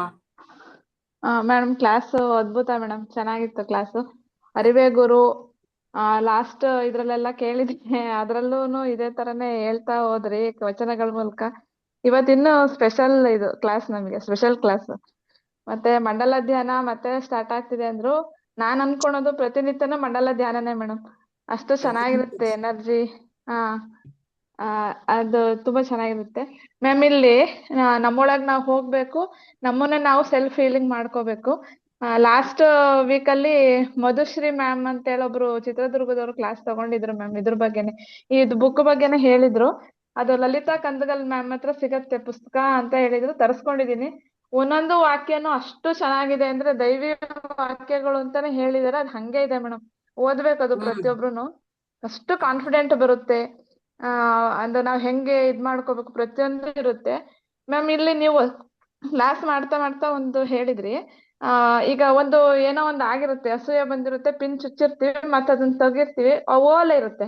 ಆ ಓಲ್ಗೆ ನಾವ್ ಹೆಂಗೆ ನಾವು ಇದ್ ಮಾಡ್ಕೋಬೇಕು ಅಂದ್ರೆ, ನಾವು ಬುಕ್ ಅದು ಫುಲ್ ಓದಿಲ್ಲ, ಒಂದ್ ಚಾಪ್ಟರ್ ಕಂಪ್ಲೀಟ್ ಆಗಿದೆ ಅಷ್ಟೇ. ಆ ಓಲನ್ನ ಅದ್ರಲ್ಲಿ ಹೆಂಗ್ ಕೊಟ್ಟಿಲ್ಲ ಮಾಡ್ಕೋಬೇಕು? ಆ ಬುಕ್ನಲ್ಲಿ ಅದು ಕೊಟ್ಟಿಲ್ಲ. ನಮ್ದು ಇದು ಯಾವ್ದು ಒಂದು ನನ್ನ ಹೆಸರೇ ಮರ್ತ, ಆ ಹುಡುಗರದ ಒಂದು ಪುಸ್ತಕ ಐತೆ, ಅದು ಹೆಸರೇ ನೆನ್ಪ್ ಬರ್ತಾ ಇಲ್ಲ. ಆ ಬುಕ್ ತೆಲುಗುನಲ್ಲಿದೆ. ಅದು ಹಾ ಹುಡುಗರ, ನಾವು ಸಣ್ಣ ಹುಡುಗರ ತಾಯಿ ಅಂದ್ರಲ್ಲ, ಧ್ಯಾನ ಮಾತೃತ್ವದ ಭಾಗವಾಗಿ ಯಾವಾಗ್ಲೂ ಹಿಂಗ ಹೊಡಿಯೋದು ಆಳೋದು ಅಂತವೆಲ್ಲ ಇದ್ದಾಗ ಮಂಡಲ ಧ್ಯಾನ ಮಾಡ್ತಾ ಇದ್ವಿ ನಾವು. ಮಕ್ಳಿಗೆ ಹಾ ಹೊಡಿಬಾರ್ದು ಅಂತ 40 ದಿವಸ ಮಾಡ್ತಾ ಇದ್ದೆ ನಾನು. ಹಾ ಒಟ್ಟ ಹೊಡಿಬಾರ್ದು ಅಂತ 40 ದಿವಸ ಮಾಡೋದು, 40ನೇ ದಿವಸ ಹೊಡೆದ್ ಬಿಡೋದು ಮತ್ 40 ಹಾ ದಿವಸ ಮಾಡೋದು. ಈ ತರ ಎಷ್ಟು ಮಾಡಿದೀವೋ ಲೆಕ್ಕನೇ ಇಲ್ಲ. ಆ ತರ ಮಾಡಿ ಮಾಡಿ ಒಟ್ಟು ಹೊಡಿಬಾರ್ದಂತ. ಆ ಒಂದ್ಸತಿ ಹ್ಮ್ ಹೊಡೆದ್ರೇನೆ ನೋವ್ ಯಾಕೆ ಆಗ್ತಾ ಇದೆ ನಮಗ್ ಗೊತ್ತಿಲ್ಲ. ಆದ್ರೆ ನಾವೇನ್ ಹೊಡೆದಿದ್ದಕ್ಕ ನೋವ್ ಆಗ್ತಾ ಇಲ್ಲ, ಗತದಲ್ಲ ಆಗಿರೋವೆಲ್ಲ ನೋವುಗಳು ಒಳಗಿದಾವ. ಹ್ಮ್ ನಾವ್ ಬಾರೇ ಕೇವಲ ಕೆಲವೇ ಸತಿನೇ ನಾವ್ ಅಂದಿರೋದಾಗ್ಲಿ ಆಡಿರೋದಾಗ್ಲಿ ಆದ್ರೆ ಕಳೆದವು ಗತಗಳಲ್ಲಿ ಯಾವಾಗಿನ್ವೆಲ್ಲ ತುಂಬಿ ತುಳ್ಕಾಡ್ತಾ ಇದಾವ ಅಲ್ಲಿ. ಅವ್ರು ಹ್ಮ್ ಮಾಡ್ಕೊಂಡಿರೋದ್ ಸಹ ಆ ಕರ್ಮ ನಮ್ ಕಡೆಲಿಂದ ಮಾಡಿಸ್ತಾ ಇದೆ. ಅದು ನಮಗ್ ತಡಿಯಕ್ ಆಗ್ತಾ ಇಲ್ಲ, ನಮ್ಗದ್ ಹಾ ಗೊತ್ತಿಲ್ಲ. ಹಾ ಅದೇ ಮೇಡಮ್. ಅದ್ರೊಳಗಿದೆ. ಯಾವಾಗ ಪಿನ್ನು ಚುಚ್ಚಿ ಮೊಳೆಗಳು ಚುಚ್ಚಿದು ಹೊರಗ್ ಬಂದ್ಮೇಲೆ ಎಲ್ಲ ಕ್ಲಿಯರ್ ಆಯ್ತು ಅಂತ ನಾವ್ ಅನ್ಕೊಂಡ್ರೆ, ತೂತುಗಳು ಹಂಗೆ ಇದಾವ ಅಂದಗಳಿಗೆ ಅದಕ್ಕೊಂದಷ್ಟು ವರ್ಷ ಆಗ್ತಿದ್ದ. ಅಯ್ಯಯ್ಯಪ್ಪ ಇದೇನಿದೆ ಅಂದ್ರೆ ಅದೇ ಅದಷ್ಟು ಹೌ ಟು ಹೀಲ್ ಮೇಡಮ್, ಆ ತೂತನ್ನು ಮುಚ್ಚೋದು ಹೇಗೆ ಅಂತ ಹೇಳ್ತಿರೋದು. ನೆನ್ಕೊಳ್ಳುತ್ತಮ್ಮ ಮೆಲ್ಲಕ್. ಅದ್ರಲ್ಲೇ ಆ ಸೆಲ್ಫ್ ಹೀಲಿಂಗ್ ನಲ್ಲೇ ಅದ್ ಇರುತ್ತೆ ಅನ್ನೋದು ನಮ್ಗೆ ಗೊತ್ತಾಗ್ವಲ್ದು ಹಾ ನೋಡ್ರಿ. ಹಾ ಕತೆ ಹಾ ಹೇಳಿ ಬಿಟ್ಬಿಟ್ರೆ ಈಗ ಜೀವನ್ ಪರ್ಯಂತ ಅಳ್ಕಂತಿರ್ತೀರ. ಹೌದು ಮೇಡಮ್, ಹೌದು. ಅದಕ್ಕೆ ಹೇಳ್ದವ್ರ ಕಡೆಗೆ ಧ್ಯಾಸ ಇಡಬಾರ್ದು ನೀವು. ಹಾ ಹಾ ಅಲ್ಲ ಸ್ವಲ್ಪ ಇದು, ನಾವು ಮಾಡ್ಬೇಕು. ಈಗ ಅಲ್ಲಿಗೆ ಹೇಳಿ ಬಿಟ್ಬಿಡ್ತೀನಿ ಅನ್ಕೋ, ನಾವ್ ಹಂಗೆ ಮಾಡ್ತಿದ್ವಿ. ಹೇಳ್ದವ್ರು ಬಿಟ್ಬಿಟ್ರೆ ಸೀರಿಯಲ್ ನೋಡಿ ಎಪಿಸೋಡ್ ಲಾಸ್ಟ್ ಎಂಡಿಂಗ್ ಸೀರಿಯಲ್ ತೋರ್ಸಿಲ್ಲ ಅನ್ಕೋ, ಅದೇ ಹುಚ್ಚು. ತೋರ್ಸಿದ್ರೆ ಚೆನ್ನಾಗಿತ್ತಾರೆ, ಎಂಡಿಂಗ್ಗೆ ಹೆಂಗೂ ಒಂದಾಗ್ತಾರಂತ ಗೊತ್ತಾದ್ರೂನು ನೋಡೋವರೆಗ್ ಸಮಾಧಾನ ಆಗೋದಿಲ್ಲ. ಹಂಗೆ ಹೇಳೋವರೆಗ್ ಸಮಾಧಾನ ಆಗೋದಿಲ್ಲ ಅಂದ್ರೆ ಹೆಂಗ? ಈಗ ನಮಗ್ ನಾವೇ ಹೇಳ್ಕೋಬೇಕು ನೋಡಿ, ಹೇಳೋದು ಆ ಕೇಳೋದು ಅರ್ಥ ಆಯ್ತು ಮೇಡಮ್. ರೋಗನೇ. ಅಂದ್ರೆ ನಮ್ಮ ಬುದ್ಧಿ ಮೂಲಕ ನಾವೇ ಅದಕ್ಕೆ ಹೀಲ್ ಮಾಡ್ಕೋಬೇಕು. ಹೌದಪ್ಪ, ಇದು ಹಾ ಸಾಧಾರಣ ಅಲ್ಲಪ್ಪ. ಹೌದು ಹೌದು ಮೇಡಮ್. ಅಷ್ಟೆಲ್ಲ ಇವು ಹೇಳೋವು ಕೇಳೋವುನು ಒಂದ್ ದೊಡ್ಡ ರೋಗ ಇದ್ದಂಗ. ಆದ್ರೆ ಅದು ಅಷ್ಟೊಂದ್ ಇರೋದಿಲ್ಲ. ಆದ್ರೆ ಇದು ನಮಗ್ ನಾವ್ ತಿಳ್ಕೊಳ್ಳೋದು. ಇದು ಹೌದು. Literally is A best healing process ಅಂತ ಏನ್ ಹೇಳ್ತೀವಲ್ಲ, ಅದು ಬೆಸ್ಟ್ ಹೀಲಿಂಗ್ ಆಗುತ್ತೆ. ಎಲ್ಲ ಒಂದ್ ಕಡೆ ಈಗ ಸಿಕ್ಕೊಂಡ್ಬಿಟ್ಟಿವಿ ನೋಡ. ಕಥೆ ಹೇಳಿದ ತಕ್ಷಣ ನಾನು ಅದಕ್ಕೆ ಲಾಸ್ಟ್ ಹೇಳಿದ್ದು, ಸೆಲ್ಫ್ ಹೀಲಿಂಗ್ ನಲ್ಲಿ ಇದೆಲ್ಲ ನಡೆಯುತ್ತೆ. ಆ ತೂತುಗಳು ಸುತ್ತ ಮುಚ್ಚಿ ಹೋಗ್ತಕ್ಕಂಥದ್ದು ಅದು ಧ್ಯಾನದಲ್ಲಿ, ಜ್ಞಾನದಲ್ಲಿ ಇದೆ. Yes madam, yes. ಆ ಹೌದು. ಅದಕ್ಕೆಲ್ಲ ನಾನೇ ತುಂಬಿಸ್ಕೊಂತ ಇದ್ದೆ. ಹಿಂಗೆ ಹೆಂಗಾಗುತ್ತೆ ಇದು ಗೊತ್ತಿಲ್ಲ ಅದೇ ಸುಮ್ನೆ ಧ್ಯಾನ ಮಾಡ್ಬೇಕು, ಆಗ ಜ್ಞಾನ ಸಿಗತ್ತೆ ಮ್ಯಾಮ್ ನೀವ್ ಹೇಳ್ದಾಗೆ. ಅಂದ್ರೆ ಎಕ್ಸಾಂಪಲ್ಸ್, ಈಗ ನನ್ ಲೈಫ್ ಅಲ್ಲಿನೇ ನಮ್ ಮನೆಯವರು ನನ್ ಮಗಳಿಗೆ ಒಂದು 6, 7, 8 ವರ್ಷದವಳು, ನಾನ್ ಸ್ಕೂಲಿಗೆ ಹೋಗಲ್ಲ ಅಂತ ತುಂಬಾ ಹಠ ಮಾಡಿದ್ಲು. ಸ್ಕೂಲಲ್ಲಿ ಏನ್ ಮಾಡಿದಾರೆ, ತುಂಬಾ ಎದುರಿಸ್ಬಿಟ್ಟಿದಾರೆ ಅವಳಿಗೆ. ಹಿಡ್ಕೊಂಡ್ ಚೆನ್ನಾಗ್ ಅವಳು ಹುಟ್ದಾಗಿಂದ ಹೊಡೆದೇ ಇರಲಿಲ್ಲ. ಅವ್ರಿಗೆ ಅವತ್ತು ಹೊಡೆದಿದ್ದು ನೋವು ಏನಾಗಿತ್ತಂದ್ರೆ ತುಂಬಾ ಇಡ್ತಿತ್ತು. ನಾನು ಒಂದ್ಸತಿ ಹಂಗೆ ಮಾಡ್ಬಿಟ್ಟಿದ್ದೆ ಮೇಡಮ್. ಈ ಕರೋನಾ ಬಂದಾಗ ಆನ್ಲೈನ್ ಕ್ಲಾಸ್ ರೆಸ್ಪಾಂಡ್ ಮಾಡ್ಲಿಲ್ಲ ಅವಳು, ನಾನ್ ಚೆನ್ನಾಗಿ ಹೊಡೆದ್ಬಿಟ್ಟೆ. ಅದೂನು ಅವತ್ತಿಂದ ಆ ಇನ್ಸಿಡೆಂಟ್, ಅದು ಎರಡೂನು ನನಗೆ ಮನ್ಸಲ್ಲಿ ದುಃಖ ಸ್ಟಾರ್ಟ್ ಆಗ್ಬಿಟ್ಟಿತ್ತು. ಅಂದ್ರೆ ನಾನು ಹೊಡೆದ್ಬಿಟ್ನಲ್ಲ, ಆ ಮಗು ಹೊಡೆದ್ಬಿಟ್ನಲ್ಲ ಅಂತ ಹೇಳಿ. ಅದೊಂದ್ ಇನ್ನೂ ಇದೆ ಮನ್ಸಲ್ಲಿದೆ. ನೀವೀಗ ಹೇಳ್ದಾಗ ಅದು ಅದೇ ಸಡನ್ ನನ್ ಧ್ಯಾನದಲ್ಲಿ ಕಣ್ಮುಂದ್ ಬಂದಿದ್ದು, ಹೌದಮ್ಮ, ಪಟ್ ಅಂತ ಹೇಳಿ. ಅದನ್ನ ಬರ್ಬೇಕಾಗ್ತದೆ. ಅದೇ ಆಕ್ಚುಲಿ ಹೀಲ್ ಮಾಡ್ಕೋಬೇಕು ಮೇಡಮ್. ತುಂಬಾ ಬೇಜಾರಾಯ್ತು ಅವಾಗ, ಅಯ್ಯೋ ದಂಡ್ಸಿದ್ವಲ್ಲ. ಅದಕ್ಕೇನು ಗೊತ್ತಿರಲ್ಲ, ಚಿಕ್ಕ ಮಗು ಅಂತ ಹೇಳಿ. ಏನಿಲ್ಲಮ್ಮ, ಒಂದ್ಸತಿ ಹೊಡೆದಿದ್ದೀರ, ಅದು ಪಾಠ ಕಲ್ತ್ಕೊಳ್ಳುತ್ತೆ. ಏನ್ ತಪ್ಪೇನಲ್ಲ. ಆಯ್ತ್ ದಂಡಂ ದಶಗುಣಂ ಅನ್ನೋದು ಲಾಸ್ಟ್ಗೆ ಒಂದು ಐತೆ. ಪೂರಾ ಹಾ ಕೇಳಲೇ ಇಲ್ಲ ಅಂದ್ರೆ ಅವಾಗ ಒಂದ್ ಸತಿ ಬೀಳುತ್ತೆ. ಪತ್ರಿಜಿ ಅದಕ್ಕೆ ಹೇಳ್ತಾ ಇದ್ರು, ಒಂದ್ ಏಟು ಹೊಡೆದ್ರೆ ಅವ್ರ ಅಣ್ಣನಿಗೆ ಅವ್ರ ಅಪ್ಪ ಹೆಂಗ್ ಹೊಡೆದ್ರೆ ಒಂದ್ಸತಿ ಮಾರ್ಕ್ಸ್ ಕಡಿಮೆ ತಗೊಂಡ್ರ, ನಾವೇನ್ ಮಾಡ್ತೀವಿ, ತಗೊಂಡಂಗೆಲ್ಲ ಹೊಡೆದ್ರ ಅವ್ರಿಗೆ ಮಾಮೂಲಿ ಆಗುತ್ತೆ ಆ ಹೊಡೆತ. ಹಂಗ ಹೊಡಿಬಾರ್ದಂತ. ಹೌದೌದು. ಒಂದು ಹಾ ಬಿತ್ತಂದ್ರೆ ಹೆಂಗ್ ಹೇಳ್ತಾ ಇದ್ರು, ಅವ್ರ ಅಣ್ಣ ಮಾರ್ಕ್ಸ್ ಕಡಿಮೆ ಅಂತ ಹೇಳಿ ಮಾಡಿದಾಗ ಅವ್ರ ಅಪ್ಪ ಒಂದು ಬಿಟ್ರೆ ಜೀವನ ಪರ್ಯಂತ ಫಸ್ಟೇ ಬಂದನಂತ. ಫಸ್ಟ್ ಅಂದ್ರೆ ಹಾ ಆ ಲೆವೆಲ್ ನಲ್ಲಿ ಇರೋದು. ಅಂದ್ರೆ ಅದೇ ಹೊಡೆತ ಹಂಗ ಬೀಳ್ಬೇಕು, ಹಂಗ ಬರ್ಬೇಕು. ದಿನ ಹೊಡ್ಕಂತ ಕುಂತ್ರೆ ದಿನ ಅವ್ರಿಗೆ ಅಭ್ಯಾಸ ಆಗೋಗ ಆಮೇಲೆ ಮುದ್ದಾಗ್ತಾರ ಅಂತ. ಹೌದು ಮೇಡಮ್, ಹೌದು. ಇಲ್ಲ ಮೇಡಮ್, ಅವತ್ತೇ ಲಾಸ್ಟ್ ಮಾಡ್ಬಿಟ್ವಿ. ನಾನೇ ಅನ್ಕೊಂಡ್ಬಿಟ್ಟೆ ಅವಾಗ, ಈ ಧ್ಯಾನ ಸಿಕ್ಕಿರ್ಲಿಲ್ಲ, ಈ ಜ್ಞಾನನೂ ಇರ್ಲಿಲ್ಲ. ಅಯ್ಯೋ ಹೊಡೆದ್ವಿ, ತಪ್ಪು ಮಾಡಿದ್ವಿ, ಇನ್ ಯಾವತ್ತೂ ಕೈ ಮಾಡ್ಬಾರ್ದು ಮಕ್ಳ ಮೇಲೆ, ಬುದ್ಧಿ ಹೇಳ್ಬೇಕಷ್ಟೇ, ತಗೊಳೋದು ಬಿಡೋದು ಅವ್ರಿಗೆ ಅಂತೇಳಿ ಅವತ್ತೇ ಡಿಸೈಡ್ ಮಾಡಿ ಕೈ ಬಿಟ್ಬಿಟ್ವಿ. ಈಗ ಎಲ್ಲ ದೊಡ್ಡವರಾಗಿದ್ದಾರೆ, ಸ್ವಲ್ಪ PUC ಲೆಕ್ಕಕ್ಕೆ ಓದ್ತಿದ್ದಾರೆ. ಆದ್ರೂ ಪರವಾಗಿಲ್ಲ ಮೇಡಮ್, ಮಾತೆಲ್ಲ ಕೇಳ್ತಾರೆ, ಚೆನ್ನಾಗಿ ಓದ್ತಾ ಇದ್ದಾರೆ. ನಾವೇನು ಟಾಪರೇ ಆಗ್ಬೇಕು ಅಂತ ಆತರ ಏನ್ ಎಕ್ಸ್ಪೆಕ್ಟೇಷನ್ ಇಟ್ಕೊಂಡಿಲ್ಲ ಮೇಡಮ್. ಎಷ್ಟಾಗುತ್ತೋ ಅಷ್ಟು ಪ್ರಯತ್ನ ಮಾಡಿ, ನಿಮ್ ಪ್ರಯತ್ನಕ್ಕೆ ಫಲ ಸಿಗುತ್ತೆ. ನಾನು ಅಷ್ಟು ತೆಗಿಬೇಕು ಇಷ್ಟು ತೆಗಿಬೇಕು ಅಂತ ಅನ್ಕೋಬಿಡಿ ಅಂತಾನೆ ಹೇಳ್ತೀನಿ ಮಕ್ಳಿಗೆ. ಆಮೇಲೆ ಈ ಅಸೂಯೆ ಬಗ್ಗೆನೇ ಹೇಳ್ತಾ ಹೋದ್ರಿ. ಅಸೂಯೆ ಅದು ಮೇಡಮ್ ಬರುತ್ತಲ್ಲ, ಬಂದಾಗ ನಾವು ಗಮನಿಸ್ಕೊಳ್ತೀನಿ, ಹೌದು ಅಷ್ಟೇ ಅಮ್ಮ. ಬಂದಿದೆ. ಆ ಗಮನಿಸ್ಕೊಂಡಾಗ ಅದು ಹೋಗ್ಬಿಡುತ್ತೆ. ಕೆಲವೊಂದು ಹೋಗ್ಬಿಡುತ್ತೆ. ಹಾ ಅಬ್ಸರ್ವೇಶನ್ ಆಗ್ತಿದೆ. ಬಟ್ ಒಂದ್ಸತಿ ಹೋಗಿರೋದು ಮತ್ತೆ ನೀವ್ ಹೇಳ್ದಾಗ ರಿಟರ್ನ್ ವಾಪಸ್ ಬರುತ್ತೆ ಮೇಡಮ್. ಹ್ಮ್ ಅದು ಒಳಗಡೆ ಇರೋದನ್ನ ಇನ್ನೂ ಕ್ಲೀನ್ ಮಾಡ್ಕೋಬೇಕು. ಹೌ ಹ್ಮ್ ಅಂದ್ರೆ ಇದು ಧ್ಯಾನದಿಂದ ಮೂಲಕನೇ ಸಾಧ್ಯನಾ? ಹೂನಮ್ಮ, ಹಾ ಧ್ಯಾನದಿಂದ ನಿಮ್ಗ್ ಕಾಣಿಸ್ತದ, ಅಂದ್ರೆ ಗಮನಿಸ್ಕೊಂತ ಇದೀರಲ್ಲ, ಅದು ಬಂತು ಅನ್ನೋದು ಹಾ ಗಮನಿಸ್ಕೊಳ್ಳೋದು ಧ್ಯಾನ, ಹಾ ಧ್ಯಾಸ. ಹಾ ಅದ್ ಬಂತು ಅಂತ observe your breathing, observe your ಹಾ ಪೇನ್, ಹಾ observe your thoughts, observe your emotions, observe ಹಾ ಯುವರ್ ಫೀಲಿಂಗ್ಸ್. ಯಾಕೆ ಹೇಳ್ತಾರೆ ಹಾ ಧ್ಯಾನದಲ್ಲಿ ಅಬ್ಸರ್ವ್ ಅಂತ? ಅದು ಹಾ ಹಾ ಗಮನಿಸ್ಕೊಂಡ್ರೆ ಅದು ಹೊರಟೋಗುತ್ತೆ, ಸರಿಯುತ್ತೆ. ಅದು ಹೊರ್ಟೋಗುತ್ತೆ. ಎಸ್ ನಿಮ್ಮನ್ನ ಮೇಡಮ್, ಎಸ್. ಮನಸ್ಸು ಮಾಡೋ ಆಟ ನಮ್ಮ, ಅದು ಮನಸ್ಸಿಗೆ ಆಟಗಳು ಹಂಗೆ ಇರ್ತಾವ, ಎಲ್ಲರಿಗೂ ಇರ್ತಾವ. ಹೇಳೋದು ಸುಲಭ, ಮಾಡೋದು ಹಾ ಮಾಡ್ಕೊಳ್ಳೋದು ಅನ್ನೋದು ಹೆಂಗಿದೆ, ಗುರುಗಳು ಅದಕ್ಕೆ ತಂದಿಟ್ಟು ಬಿಟ್ಟಾರ. ನೀವೇನ್ ಮಾಡ್ತೀರ ಇಲ್ಲ ಅದನ್ನ ಹೇಳಿ, ಏನ್ ಮಾಡ್ತೀರ ಅದನ್ನ ಹೇಳ್ರಿ ಅಂತ. ಮ್ಯಾಮ್, ನಾನು ಅಬ್ಸರ್ವ್ ಮಾಡ್ಕೊಂತೀನಿ. ಅಂದ್ರೆ ಈಗ ನಮಗ್ ಹರ್ಟ್ ಮಾಡಿರ್ತಾರೆ, ಇಲ್ಲ ಅವ್ರ ಮೇಲೆ ನನಗೇನೋ ಒಂದು ಬೇಜಾರಿರುತ್ತೆ, ಅಸೂಯೆ ಇರುತ್ತೆ, ನಾನೇನೋ ಒಂದು ಹರ್ಟ್ ಮಾಡಿರ್ತೀನಿ. ಆಗ ಅವ್ರ ಎದುರಿಗೆ ಬಂದಾಗ ಈಗ ನಾನು ಹಾ ಅಬ್ಸರ್ವ್ ಮಾಡ್ಕೊಂಡಿರೋದೇನಂದ್ರೆ, ಏನು ನನ್ನೊಳಗಡೆಯಿಂದ ಬರ್ತಿಲ್ಲ. ಬ್ರೀತಿಂಗ್ ಅಲ್ಲಿ ನೋ ಚೇಂಜಸ್, ನನ್ನ ನಾರ್ಮಲ್ ಬ್ರೀತ್ ಇರತ್ತೆ. ಅವ್ರು ನೋಡ್ತೀನಿ, ಏನಂದ್ರೂ ಏನು ಎಕ್ಸ್ಪ್ರೆಷನ್ ಬರಲ್ಲ ಮೇಡಮ್. ಅವರು ಸುಮ್ನೆ ನೋಡ್ತಿರ್ತಾರೆ, ನಾನು ಸುಮ್ನೆ ನೋಡ್ತೀನಿ ಅಷ್ಟೇ. ಈ ತರ ಆಗ್ತಿದೆ. ಇದು ಜ್ಞಾನ ಧ್ಯಾನದಿಂದನೇ ಸಿಕ್ಕಿರೋದು ಮೇಡಮ್, ನಿಜವಾಗ್ಲೂನು. ಹಾ ಇಷ್ಟೆಲ್ಲ ಚೇಂಜಸ್ ಆಗ್ತಿದೆ ಮೇಡಮ್. ಇನ್ನು ಮುಂದೆ ಆಗತ್ತೆ. ಅಂದ್ರೆ ಬದಲಾವಣೆ ಅಂತ ಹೇಳಲ್ಲ, ಬದಲಾವಣೆ ಅಂದ್ರೆ ಮತ್ತೆ ವಾಪಸ್ ಬಂದ್ಬಿಡ್ತವೆ. ಇಲ್ಲಿ ಪರಿವರ್ತನೆನೇ ಆಗ್ಬೇಕು ಹ್ಮ್ ನನ್ನೊಳಗಡೆಯಿಂದ. ಸಂಪೂರ್ಣ ಬದಲಾವಣೆ ಅಂದ್ರೆ ಇದು ಪರಿವರ್ತನೆ ಮಾಡ್ಕೋಬೇಕು, ಚೇಂಜಸ್ ಅನ್ನೋದು ತುಂಬಾ ದೃಢ ಸಂಕಲ್ಪ ಹೊಂದಿದೆ. ಇಲ್ಲಿ ಸಂಕಲ್ಪ ಅನ್ನೋ ಒಂದು ಪದನೇ ಒಂದು ಸೂಪರ್ ಮೇಡಮ್. ಹೇಳಕ್ಕೆ ಒಂದು ಖುಷಿ ಆಗುತ್ತೆ ಅದನ್ನ, ಅಷ್ಟು ಚೆನ್ನಾಗಿದೆ. ಸೊ ಈ ತರ ಕ್ಲಾಸಸ್ ಕೊಡಿ, ಇನ್ನು ನಾವು ತಗೊಳ್ತೀವಿ. Thank you so much. PCS ಗೆ, ನಿಮ್ಗೆ, ಅನಿತಾ ಮ್ಯಾಮ್, ಎಲ್ಲರಿಗೂ ಧನ್ಯವಾದಗಳು madam. Thank you so much. Aruna. Thank you madam, thank you. ತುಂಬಾ ಅದ್ಭುತವಾಗಿ ನಿಮ್ಮ ಅನುಭವಗಳನ್ನ ಹಂಚ್ಕೊಂಡಿದ್ದೀರಾ. Thank you. ಮಾಸ್ಟರ್ಸ್ ಇನ್ ಯಾರು ಇಲ್ಲ ಅನ್ಸುತ್ತೆ. ಅರುಣ ಮೇಡಮ್, ಮಾತಾಡೋಣ. ಅರುಣ ಇದಾರಾ? ಹಾ ಮಾತಾಡ್ತೀರಾ ಅರುಣ?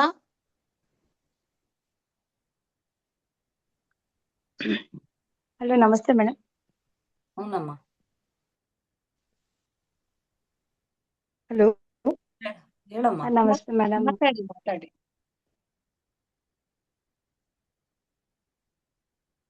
ಹೇಳ್ಬೇಕು. ಅದೇ ಇವಾಗ ರೂಪಾ ಮೇಡಮ್ ಕೇಳಿದ್ದು ಪ್ರಶ್ನೆ ಹೇಳಿ ಉತ್ತರ ಆಗಿತ್ತು. ಹಲೋ, ಹ್ಮ್ ಹಾ ಸರ್, ತುಂಬಾ ಚೆನ್ನಾಗಿ ಹೇಳಿದ್ರು. ಒಂದ್ ನೆಟ್ವರ್ಕ್ ಇಶ್ಯೂ ಅದ ನಿಮ್ದು, ಪ್ರಶ್ನೆ ಸ್ವಲ್ಪ ಕೇಳಿಸ್ತಾ ಇದೆ. ನಾವು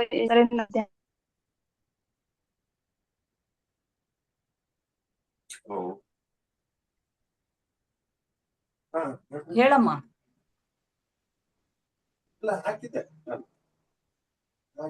ಅರುಣ,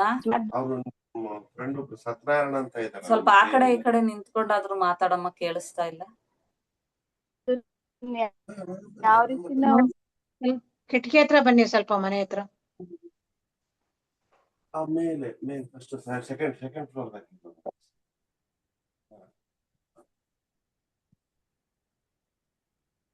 ಹೋಗ್ಲಿ ಬಿಡ ಅರುಣ, ನೀ ಹೇಳಿದಿರಲ್ಲ, ನಮ್ಗೆ ಸ್ವಲ್ಪ ಸ್ವಲ್ಪ ಗೊತ್ತಾಗಿದೆ.